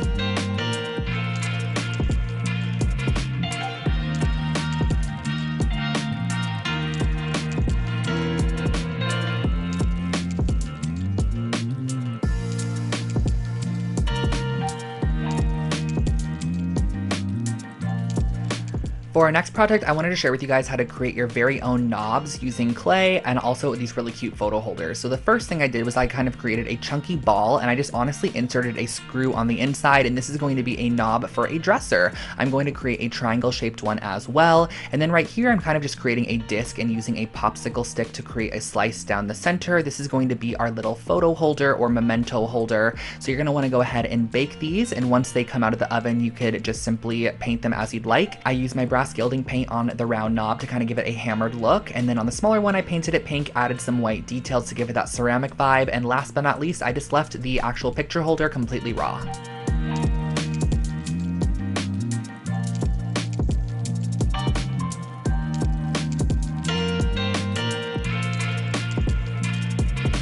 I personally am not a great painter, but I can definitely do an abstract art piece every now and then. So I picked up this wooden canvas and I started off by painting the entire base of the canvas with this cream colored paint. It kind of has like a little bit of an orangey peachy tone to it, which I love. And next what I went ahead and did was actually go in and mark around the edge about a 1/4 inch in. That way I could tape it off, because I'm going to be adding a yellow kind of squiggled section to the bottom here. And what I mean by that is I'm going to kind of create a line that's a bit more organic and free flowing towards the top there. This is kind of emulated off of a mid-century art piece that I've seen. So on the left side, I'm using some black dots to kind of just create a abstract pattern. And then on the right side, I'm filling in all the blank space with some lines. Now on the far left side, I kind of messed up here. I did too many of those dots. So I just went back in and kind of just covered them up with our original cream colored paint. And that finishes off your wall art.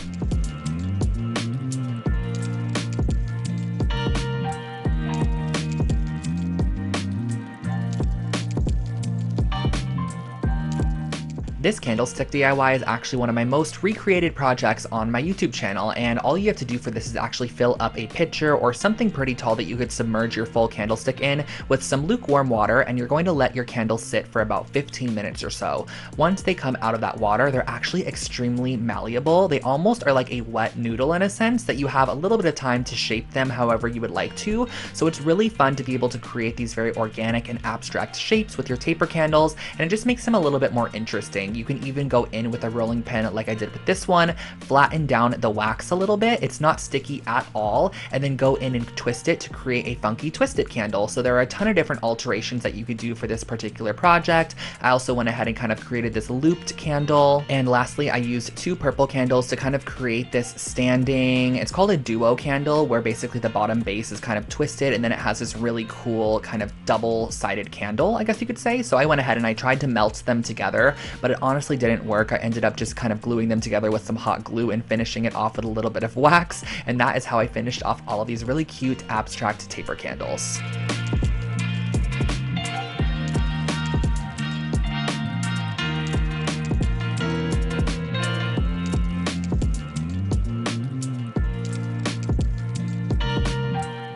This next project was one that I kind of just did for fun with materials that I already owned. I used one of the little woven macrame baskets from IKEA along with the round circle object, which is this one right here. I've used this in a previous DIY as well.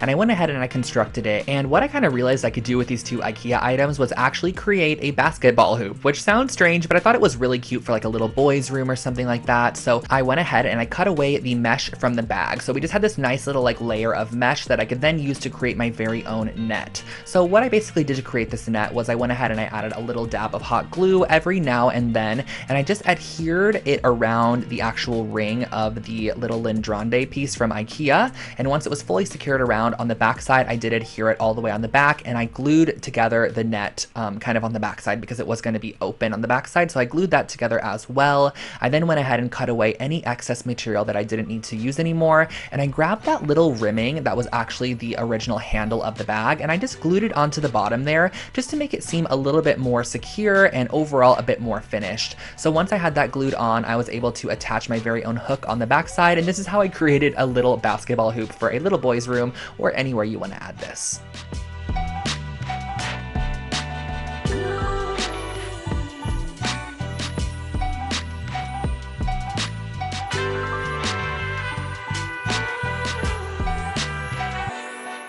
Now this next project was a super cute idea, and I'm going to share with you guys how I would probably do it a little bit differently. So I started off with this plate holder from IKEA, and I cut one side off of the plate holder so that I had the little middle stick sections attached to one side still. So as you can see, this is the piece that I'm going to be using.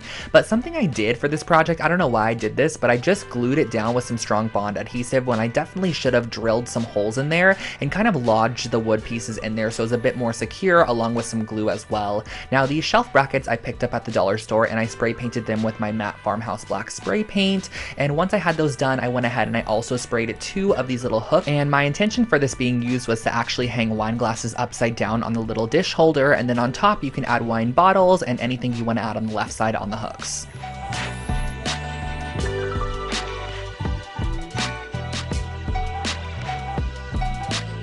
This is another project that I actually created a couple of years back, but it is still so cute. I wanted to share it with you guys once again. So I found this cotton-filled cording. It was a very weird kind of like cotton-filled fiber mesh strand. I don't exactly know what it was, but it made for a perfect base for any coaster. So I kind of spiraled it up into these coaster shapes, and then I wanted to add a little bit of detail with a needle and thread. So I grabbed these tiny little copper seed beads and I strung them on my needle and thread, kind of just transferring them down and actually gluing them in the divot of our spiral. So I just glued these all the way around in our spiral. This was inspired by an Anthropologie coaster set that I had seen that cost over $100. I wanted to recreate my own, and that's exactly what I did.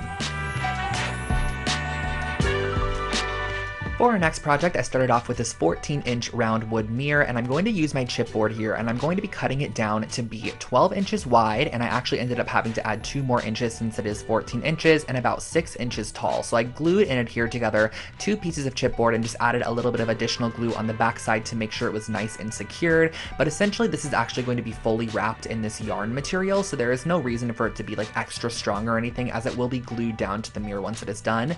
So all I did for this next process was just literally wrapped the entire piece in this burgundy toned yarn, and I went ahead and I set aside our yarn section, and I grabbed this gold washi tape from my stash, and I'm going to be wrapping this around the entire exterior of the mirror on the front side to almost make it look like there's a welded gold frame on the outside of this mirror. It just adds a little bit more detail in my opinion, so I added that on, and then towards the bottom half I didn't add it because I knew that I was going to be covering it with our little yarn wrapped section here. So that is exactly what I did. I placed down our little yarn wrap section, and then I also went in and added this little wood strip which I had in my stash onto the top there. So I cut that off and I adhered it down with some Fabri-Tac adhesive, coated it in that same exact gold finish tape, and then glued it right at the top there, and that finished off our little wall mirror. You can add a hook on the back side if you want to hang it up, just like I did with a little bit of macrame cord, and that finished off this project.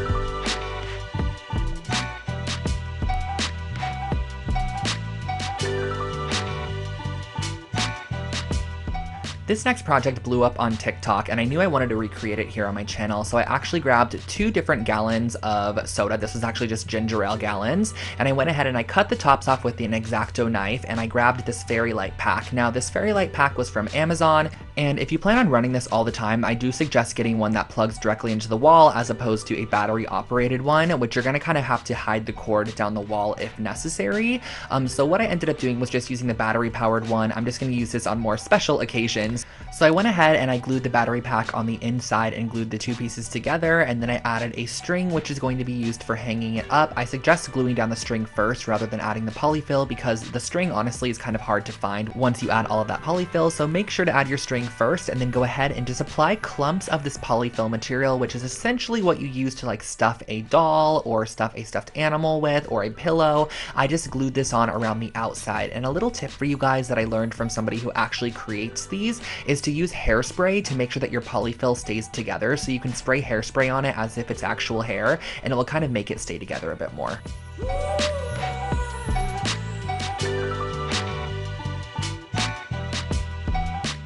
This is a really cute way how to make your very own Polaroid magnets for your fridge or any surface that you can add magnets to. So the first thing that I did was I actually went into my Photoshop application and I found a Polaroid image on Google and I just duplicated it 8 times, and then I went to Pinterest and found a couple of images and just screenshot them into square shapes, just images that I personally liked. And I also did one of myself just to show you guys the different variations you can go for. I popped the images on the inside of each of the Polaroids there and I printed it out as shown. And next what you're going to want to do is just cut them out using an X-Acto knife. So I just cut around all of the edges, making sure that each of my little Polaroids was its own image, and just kind of making sure to cleanly cut each of the Polaroid pieces because we are going to be adding these onto a foam sheet next, which is kind of going to elevate them and just make them a bit more substantial. So I went ahead and I cut down different foam squares for each of our little magnets, and I glued on top of it our printed out piece of paper, and that really finishes off the base of our magnet. Super simple and very, very easy.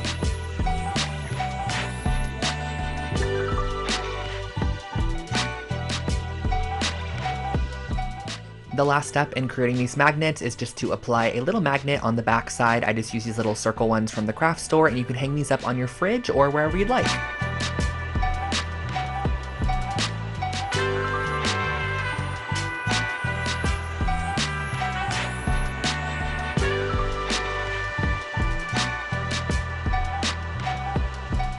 Here is another Anthropologie-inspired project that I saw online. It was about $60 to $100 per piece, so I picked up this woven placemat at Target for just under $5 and used a little bit of macrame cord, and I cut them into 6-inch strips and used a crochet hook to weave them on the outside of the entire ring of this placemat. This is just a very repetitive process of looping through our macrame cording around the entire exterior of this piece, trimming it once you're completely done, and then what you're going to actually do is unravel the entire strand of macrame cording. It's kind of like a rope, so it is pretty easy to go in there and kind of unravel it a little bit, and then you get the individual fibers, which I used a little pair of tweezers to just kind of brush out. And once you're completely done with that, you can again spray some hairspray on these if you want them to stand up a little bit more straight, add a loop on the back side to hang it on the wall, and that finishes off this wall decor.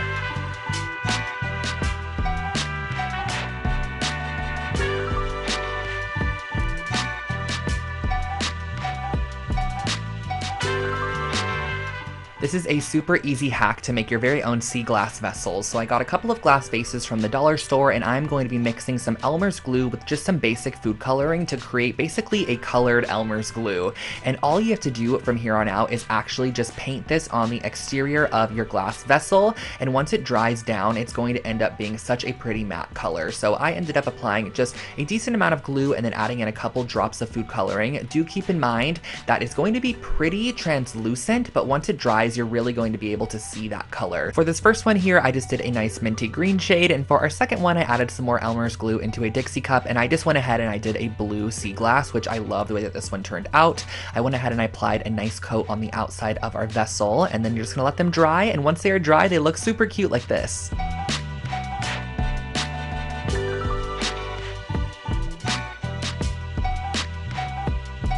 Back with another IKEA hacks, I'm going to be using this basket, which is the Snidad basket from IKEA, and I'm going to also be using the Hema light cord. So the additional supplies are just a wire cutter and some hemp cord. So the first thing I wanted to do on this basket was actually remove the handles because I want to turn it into a pendant light as opposed to a basket. So I just cut off these little raffia strands on the side there, pulled out the handle, which was just kind of nail gunned in. And once you have both of those handles removed, we're going to be flipping it over so that way we can create an opening on the bottom for our light cord. So I just went ahead and I actually cut diagonal across from each other out some of those little sections. So I went ahead and I cut this one out, I cut a little bit higher than that, and then directly across from that I did the same exact method of cutting them out. So I had 2 open holes here that I was then able to string my light cord through and kind of tie it onto that middle intersection and allow my light to hang in the middle and also me hang it from the ceiling there. So I just dropped through my light cord, wrapped it around, tied it on the inside there, as you can see, in just a simple little knot, and then I strung it back out the top. That way I was able to hang it up. Just insert your light bulb and that finishes off this pendant light.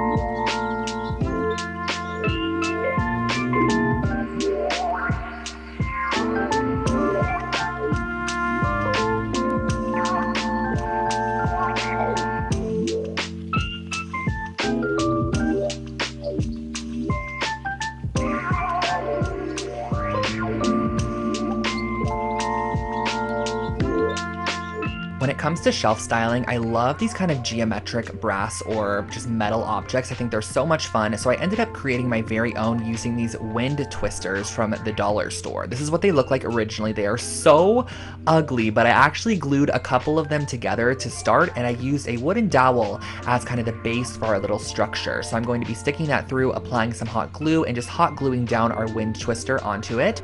But do not worry, we are not going to be leaving this rainbow. We're actually going to transfer it outside and spray the entire thing with a brass or whatever color spray paint you want to put on there. I ended up opting for brass just because I feel like it gave it a very kind of unique and cohesive look. And then of course we needed to create a base for our sculpture. So I got this little wood cube at Michael's, and I'm going to be covering it with some marble contact paper just to make it look a little bit more luxury and high end. And I just kind of did this how you would a present. I just cut off different edges and made sure it was nice and flush. Created another one, just a matte black box, to give you guys options so you can kind of see what it would look like. And once I had both of my box pedestal bases, I just drilled a hole down the center of them, which I could then go in and apply the stick with a little bit of hot glue so that our sculptures can stand up. So I piped in a decent amount of hot glue, pressed my stick on the inside, just made sure it was standing upright, and do not worry about this at all. It is super lightweight, so it's not going to topple over, and that finishes off our brass sculptural objects.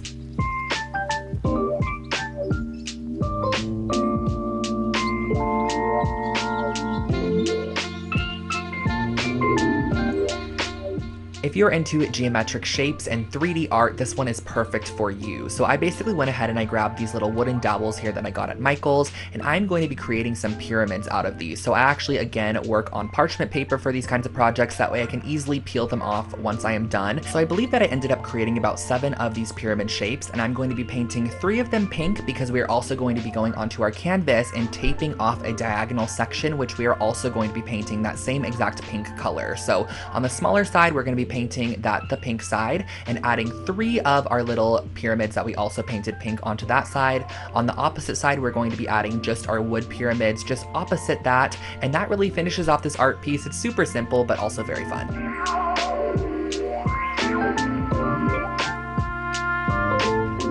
When the moon mirror became popular on TikTok, one of the most requested projects I created was this moon mirror. So I figured I'd go out and grab a circular shaped mirror, some joint compound, and get to work. So basically for this project, what you're going to want to do is kind of map out where you want your moon shape to be on the right side of your mirror there, and spread a decently thick amount of joint compound on that section. I probably did a 1/4 inch, but you can vary it and make it thicker in some sections. I believe that also gives it a little bit more texture. And next, what you could see me doing is actually going in with a sea sponge, and I'm going to go ahead and just create some nice texture throughout the area. And lastly, you're going to want to go in with a squirt bottle and just spray vigorously in spots to create craters in your moon. I used some paper towels to just absorb any excess water and went back in with my spatula just to smooth out some sections and add some more joint compound to other sections to kind of create an elevated look. You're going to want to let this dry overnight, and as the joint compound dries, it actually cracks a little bit, which I think gives even more texture and dimension to the moon shape. So what I'm going to be doing next is mixing up a little bit of brown acrylic paint with some white to create kind of an off-whitish color, which I'm going to go ahead and paint my entire moon shape with just to give it a full coat of one solid color. And then I'm also going back in with a little bit of diluted brown and just some other whites and spray paints, whatever I want to add in here just to kind of add texture, and that finishes off your moon mirror.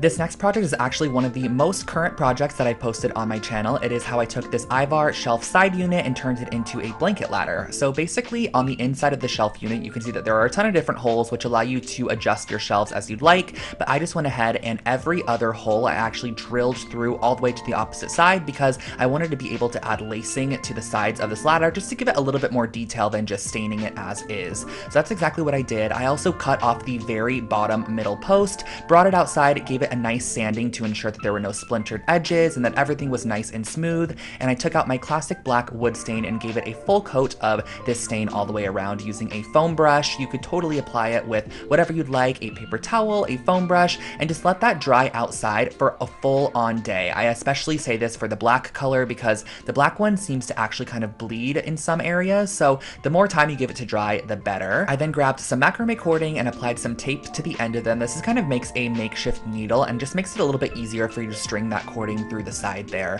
Now, all I did on either side was just create X's on both the outside and the inside, crossing over my macrame cord as I worked my way down to the bottom, and I just really like the way that this added a nice little detail to the side. I think it would also be really cute with some leather cording, and that finishes off your blanket ladder.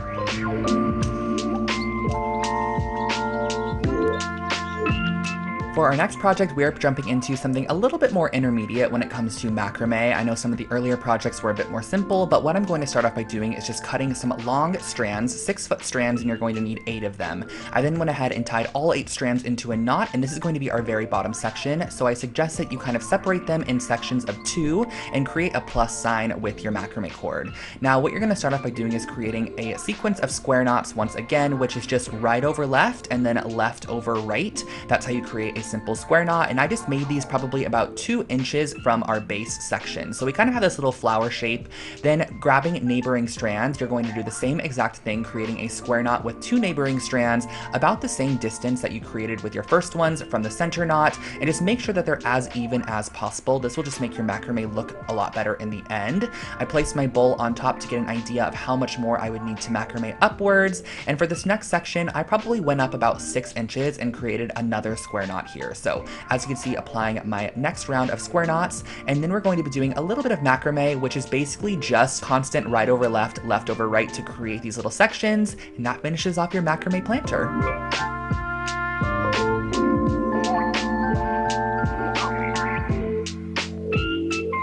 Now this project was a really fun texture that I kind of recreated using some of this lightweight spackle from the dollar store. I also used this glass vessel as well, also from the dollar store. But basically I scooped out this spackling material and it almost has this like moon sand kind of a feeling to it. It feels almost like clay, but it's not too wet, but it's also dry. It just has a very odd texture. So I figured, why don't I try going ahead and applying this to the entire exterior of one of these glass vases and creating almost like a stone finish vase. And this piece only cost me around $3 to create. I used 2 full canisters of that spackling mixture. I also went ahead and applied it on the inside top rim. Once it dries down, it looks like this.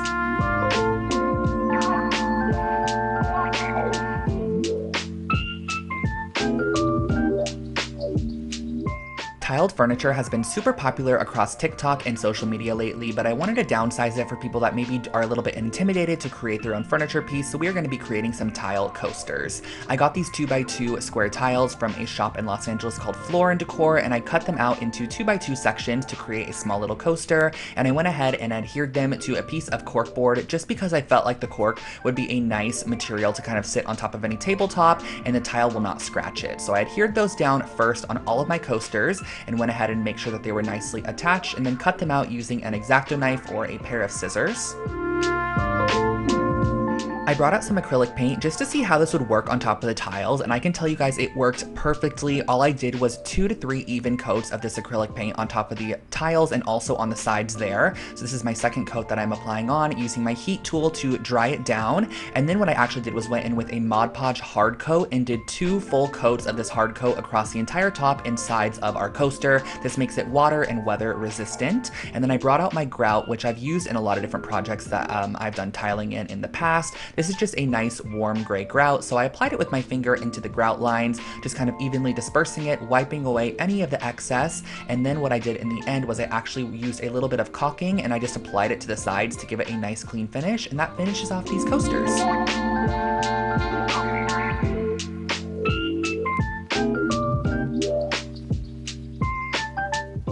Now here is another project using joint compound. I'm going to be using a canvas and also a spatula and a couple of acrylic paints. So essentially we are going to be mixing up, and I think this is such an aesthetically pleasing project. It just is so nice to watch it be done. I mixed up some paint with some joint compound to create a very thick kind of essentially paint that I then went ahead and spatulaed onto a canvas. So I kind of wanted to do a variation of colors. There was no rhyme or reason to this, but I think it would be really cute if you had an accent color in your space to do like an ombre. So making it the darkest shade it can be to start and then kind of working your way towards a lighter shade as you go on. So I just did a kind of variance of different colors, some soft yellows, oranges, pale greens, a little bit of pink, and then just a natural joint compound at the bottom there. You're going to want to let this dry, and once it has dried, you have a cute little decor piece.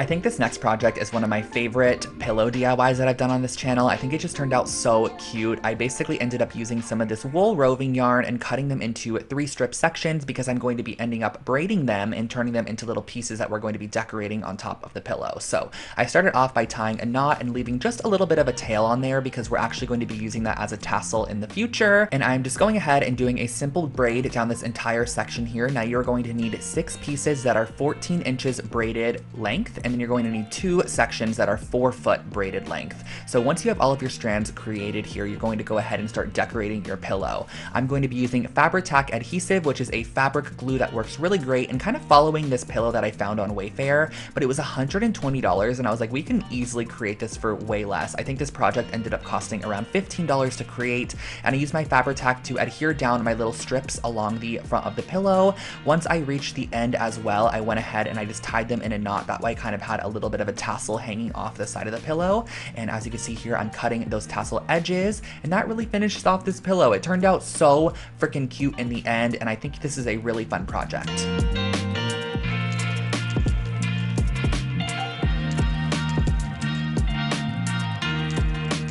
Here is a super simple DIY for a really cute kind of photo holder or Polaroid holder. All I did was I grabbed some white and black clay that I'm going to be using to create the little holders themselves. So I started off by just working the clay in my hands, making it a little bit warm and kind of forming it into a pyramid shape using some dental floss to create a line down the center. That little dental floss line that we created is going to be able to hold your photo. You can kind of slip it in that line once it is baked. I also went ahead and used some black clay because I wanted to create almost a marbled looking one. So I mixed together a little bit of black, or I guess a lot of black, and a little bit of white to create more of a black based marble pattern. So I twisted it up, kind of molded it into the shape that I wanted it to be in, used my dental floss to again cut a line and just create the nice edges on that pyramid shape there. Popped them on a cookie sheet and just baked them in the oven for about 20 minutes, I would say. And then once they came out, you can add any additional details you would like on there as well. So I went ahead and wrapped one of them with some washi tape and used a little bit of my brass gilding paint to go ahead and paint the top of it as brass. Allow that paint to dry, and you can slip your photos or Polaroids in these and store them on a desk or shelf.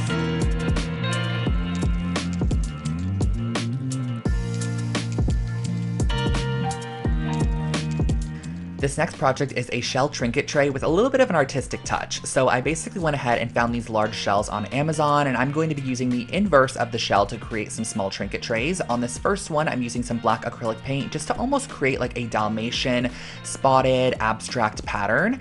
On the second one that I'm doing here, this one's going to be a little bit more funky. I'm kind of following a retro modern pattern and using some pastel tones to map out the pattern on the inside. I'm just doing some horseshoe shapes, kind of some fish shapes, some rings, some lines, some clouds, whatever you have, you can just create them as you would like to. I also went ahead and kind of created this pink ombre shell, and then you're going to want to seal the entire piece, that way it's nice and finished off. So I'm using the same Mod Podge hard coat I used on those tile coasters, going in and just painting the hard coat on the top. I suggest doing 2 full coats of this. Once you have it dried down, you have your finished off little shell trinket trays.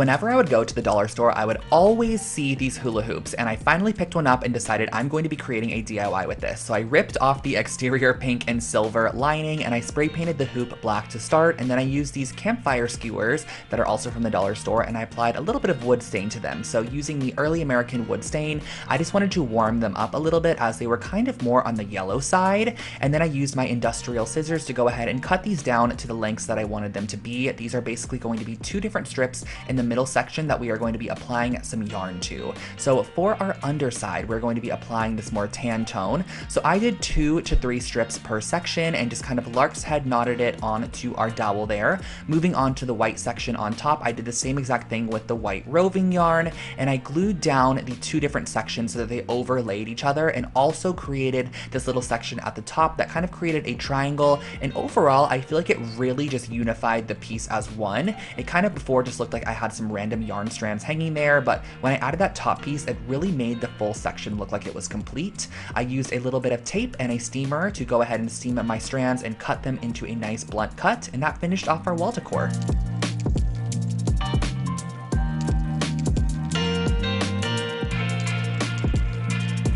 I absolutely loved the way this wall decor piece turned out. It was so freaking cute. So I went ahead and started off by taking this little balsa wood piece that I got at the craft store, and I cut it into a 2-foot long section. So using my saw, I cut that down, and then I went ahead and I cut a ton of pieces of macrame cording at the same exact length. I believe for this project, I cut them to about 4-foot long sections, but you can totally alter it as you would like to. And using some hot glue, I went ahead and started placing down my strips. Now you're going to want to figure out how many strips you want to have in your first section, because we are then going to be transferring them over to the opposite side and gluing them down. So you're firstly going to want to figure out how long that section of macrame glued down is. It was about 10 inches, so I measured in 10 inches on the opposite side, so I knew where to start gluing down, because you're going to want to basically start with your first strand that you glued down, glue that first strand down to your 10-inch marked section on the opposite side, and continue along. Once you have them all glued down, you can actually bring this over to a dye bath and give it a nice dip dye. So I started off with a light color, kind of dipping it all the way in, adding a bit more dye, dipping it partial way in, adding a little bit more dye, and then dipping it a little bit of the way in. And then once you are fully finished with this piece, you can let it dry, and that finishes off your ombre macrame wall decor.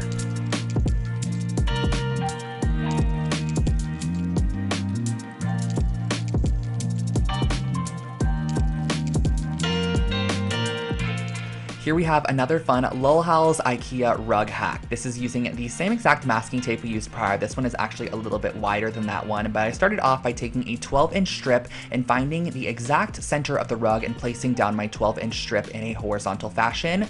Once you have your 12-inch strip placed down, everything else just kind of comes from there. You're going to want to go ahead and place down your tape as shown here. Now, I just went ahead and made sure that every section that did not have tape was exactly 2 knots wide. That way, when we sprayed our black on there, there was more of the actual natural part of the rug as opposed to the black there. I wanted the black to be a little bit more just like not as present as the natural jute itself. So I went outside, sprayed it with some black spray paint so that way all those sections were covered, brought it back inside once it was dried, and pulled off all that tape to reveal your brand new rug pattern. This one ended up being a really cool kind of abstract geometric rug, and I love the way that it turned out.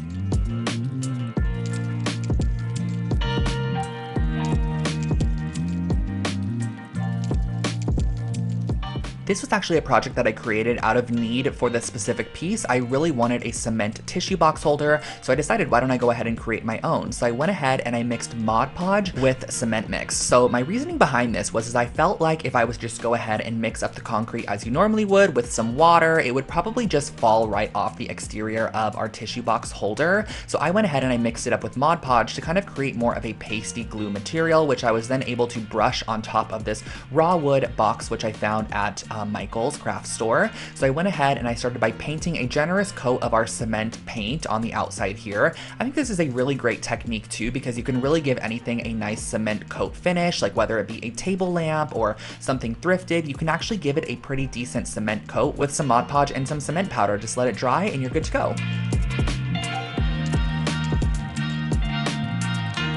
Wow, you guys, we have made it to Project 90, and this one is a really, really cute one. I ended up getting this bubble mold off of Amazon. It is basically a bubble candle mold, and I went ahead and I started off by piercing a hole in the bottom middle using an embroidery needle. That way I was able to string a wick through this area because I'm going to be melting down some of this soy wax in a double boiler method where you basically take a pot, fill it halfway up with water, and then put your wax inside of a vessel that is glass or whatever material you have. You're going to place this in the inside of the pot and melt it down as you go. So just kind of melting it down slowly and gradually until you have all of the wax melted. And I also knew that I wanted to add color to this candle. So I started off with the brown kind of oversaturated wax pellets. I found these on Amazon. They are basically just meant for coloring your wax candles. So I went ahead and I dropped a couple drops of the brown in there. And then it was time to go ahead and pour the wax into our mold. So as you can see here, I kind of created my very own mold holder with a paper cup. However, I do not suggest this because the weight of the wax inside of here actually ended up indenting the underside of that cup into our candle. So as you can see here, I went ahead and I applied a clothespin to hold the wick in place. I let the wax fully cool, but as I took this one out, I love the color, by the way. It's like a deep caramel color. As I took it out, you can see that all of the top ball edges just kind of got indented. So I ended up making a second one a little bit lighter in shade, and this one was perfect. I love the way that these candles turned out.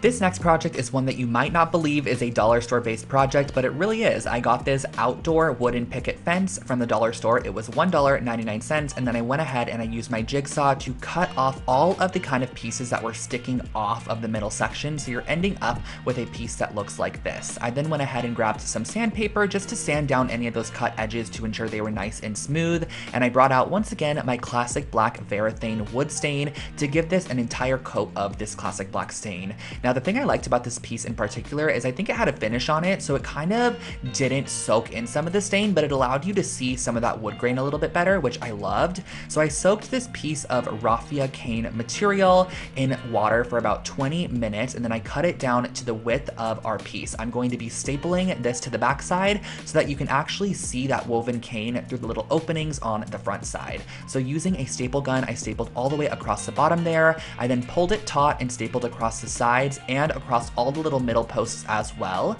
And then on the front side of this piece, I went ahead and I used a drill with a really small drill bit to create a pilot hole for all of our little hooks to go into. I thought this would be such a cute jewelry holder in your bedroom. I feel like it looks super elevated, or even a key holder by your front door. So once you're finished screwing in those hooks, you can just go ahead and hang this wherever you'd like to use it, and that finishes off this project.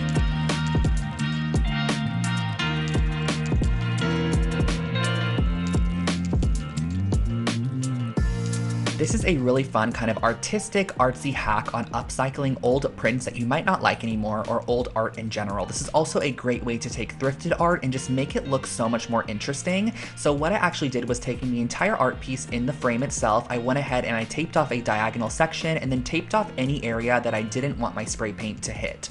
I also did the smaller one here, which kind of had an emphasis on yellow in the photo. It had yellow daisies, but on this opposite one, I ended up doing a nice little cream toned paint. On the smaller one, I did a yellow glossy paint, and once you remove the actual tape from these pieces and you have a nice generous coat of the spray paint on there, you just are left with such a unique kind of abstract art piece. And I love how the frame matches the paint on the picture itself. It's just a great way to elevate any old artwork or something that you might not like anymore.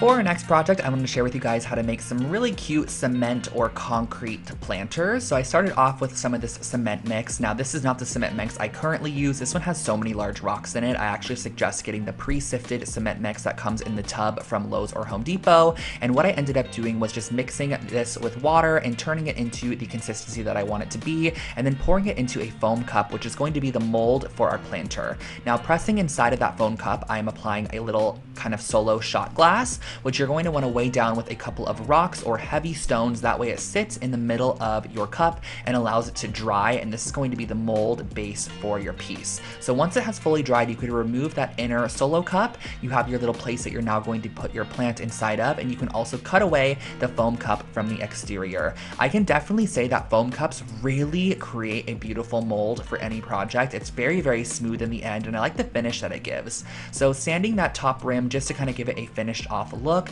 you could then go in with a little bit of paint to add a detail, or just leave it as is. So on the side here, I used my silver gilding paint, and I just painted the side of this silver, making sure I had a nice straight line with my tape. You can also do it horizontally or vertically, but once you have them all taped off, these are your finished concrete planters.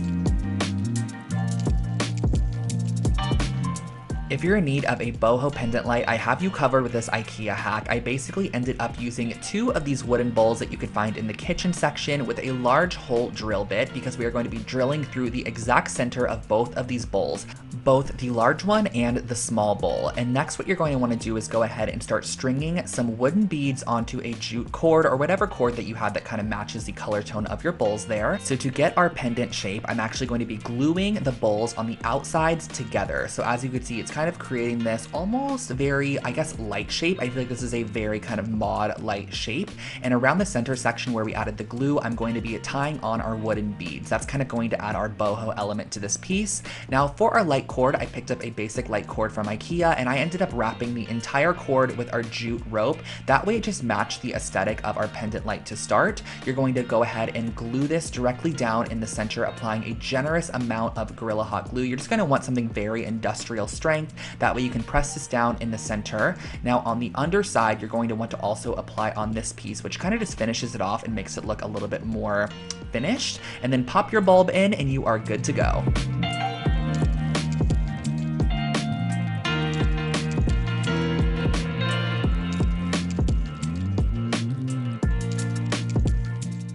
This is my first time ever trying punch needling, and it was so much fun. I loved it. I basically used an embroidery hoop with some monk's cloth, which is the proper material you're going to be needing for punch needling. I cut away any of that excess on the outside of my embroidery hoop, and then I went ahead and started to draw out the design that I wanted to go for. So I kind of wanted something a little bit abstract, a little bit geometric. This was my first time, so I didn't want anything too complex. And using my punch needle tool, which you could find these on Amazon, you're going to string through the yarn of choice that you're going to go with, and start with the outline of your shape first. So I went ahead and did this larger half circle shape with this orange color. I did the outline and then I filled it in on the inside. Now what I can give you tip wise for punch needling is just to make sure that you punch all the way down. That's what's going to create the loop on the opposite side, and make sure that none of your rings come out as you go along. So I went ahead, I did the white middle section. I also added this little tan section, and then I did a yellow border all the way around the exterior, and then I filled in the white with the yellow as well.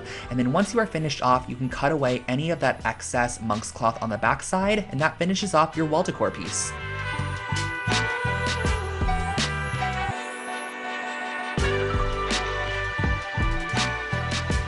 This next project is another super old project on my channel, one of the first DIYs that I ever created, and I wanted to create a little leaning ladder that kind of allowed you to display some of your decor or whatever you wanted to place on here. So I went to the hardware store and I got some wood cut down to the sizes featured in that first frame there, and basically I brought this outside and used nails to nail it together. Now if I was to be recreating this project currently, I would 1000% probably be using either wood glue and some screws, or just screws. I don't suggest using nails for this project, but that is how I went ahead and did it. I just went ahead and I nailed directly through the shelves on my piece along with the side there.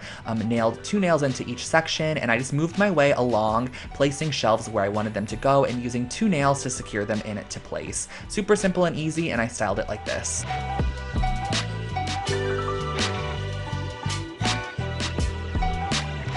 Neon signs are super funky and fun in home decor, however they can be pretty expensive if you need one custom made. So I wanted to share with you guys how to kind of create your very own makeshift neon sign, which I think would be a great Christmas gift for someone, or birthday present, or just piece for your own bedroom. So I started off with a large canvas and painted it the backing color that I wanted it to be. I just opted for this kind of corally pink color, and then I went ahead and got these LED strip lights, which are from Amazon. They are just basically string lights that are super malleable. You can use them however you would like to. So I punched a hole in the back side of my canvas and brought the string light out the front, and I was able to then go ahead and create the shape that I wanted to. Now, I suggest going ahead and tracing out the design you want to go with first. That way you can go ahead and just use super glue to adhere it down. And I do suggest using super glue. It holds down the LED strip in literally a matter of 1 second. And once you finish off a desired section like the word hello, you can actually pull your light strip through the back side and then have it come up through a new section if you do want more LED on the front side. So I created a little border on the bottom, and I used a little bit of my pink paint just to go in and kind of cover up any of those super glue remnants because they are a little bit glossy. I taped my battery pack on the back side, and that finishes off your DIY LED sign.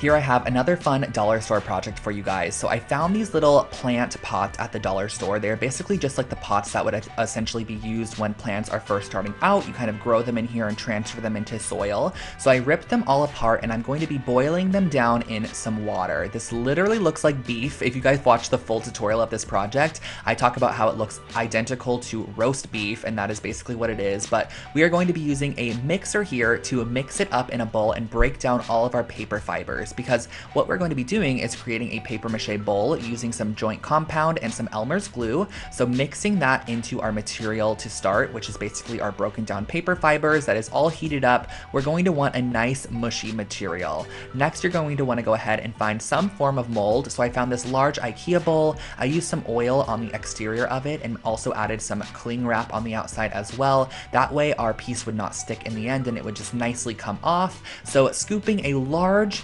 dollop of our roast beef material on top, but it's really paper mache. You're going to press this on the exterior, let it dry in a place for 4 to 5 days. Now, I suggest if you want to create this project, going back and watching the full tutorial, which I'll link it below for you guys. I just went ahead and I painted this with a little bit of cream paint, some black paint. I also added some wood stain to kind of give it a vintage look, and that finished off this bowl.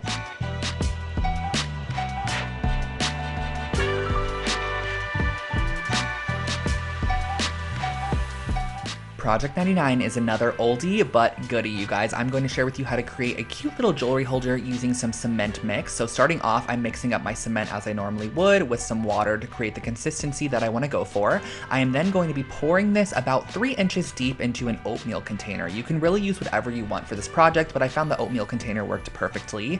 And as you can see, the next step is I'm going to be placing in a paper mache cone, which I'm going to press down into my cement mixture. That way, once it fully dries, it's kind of sealed on the inside of the cement and you can pull it away, and you're going to have your paper mache cone just stuck down in the middle there. Using a little bit of sandpaper, I went ahead and sanded down the edges to make sure that they were nice and clean. But this is how I created a really cute like bracelet or ring holder for your bedroom.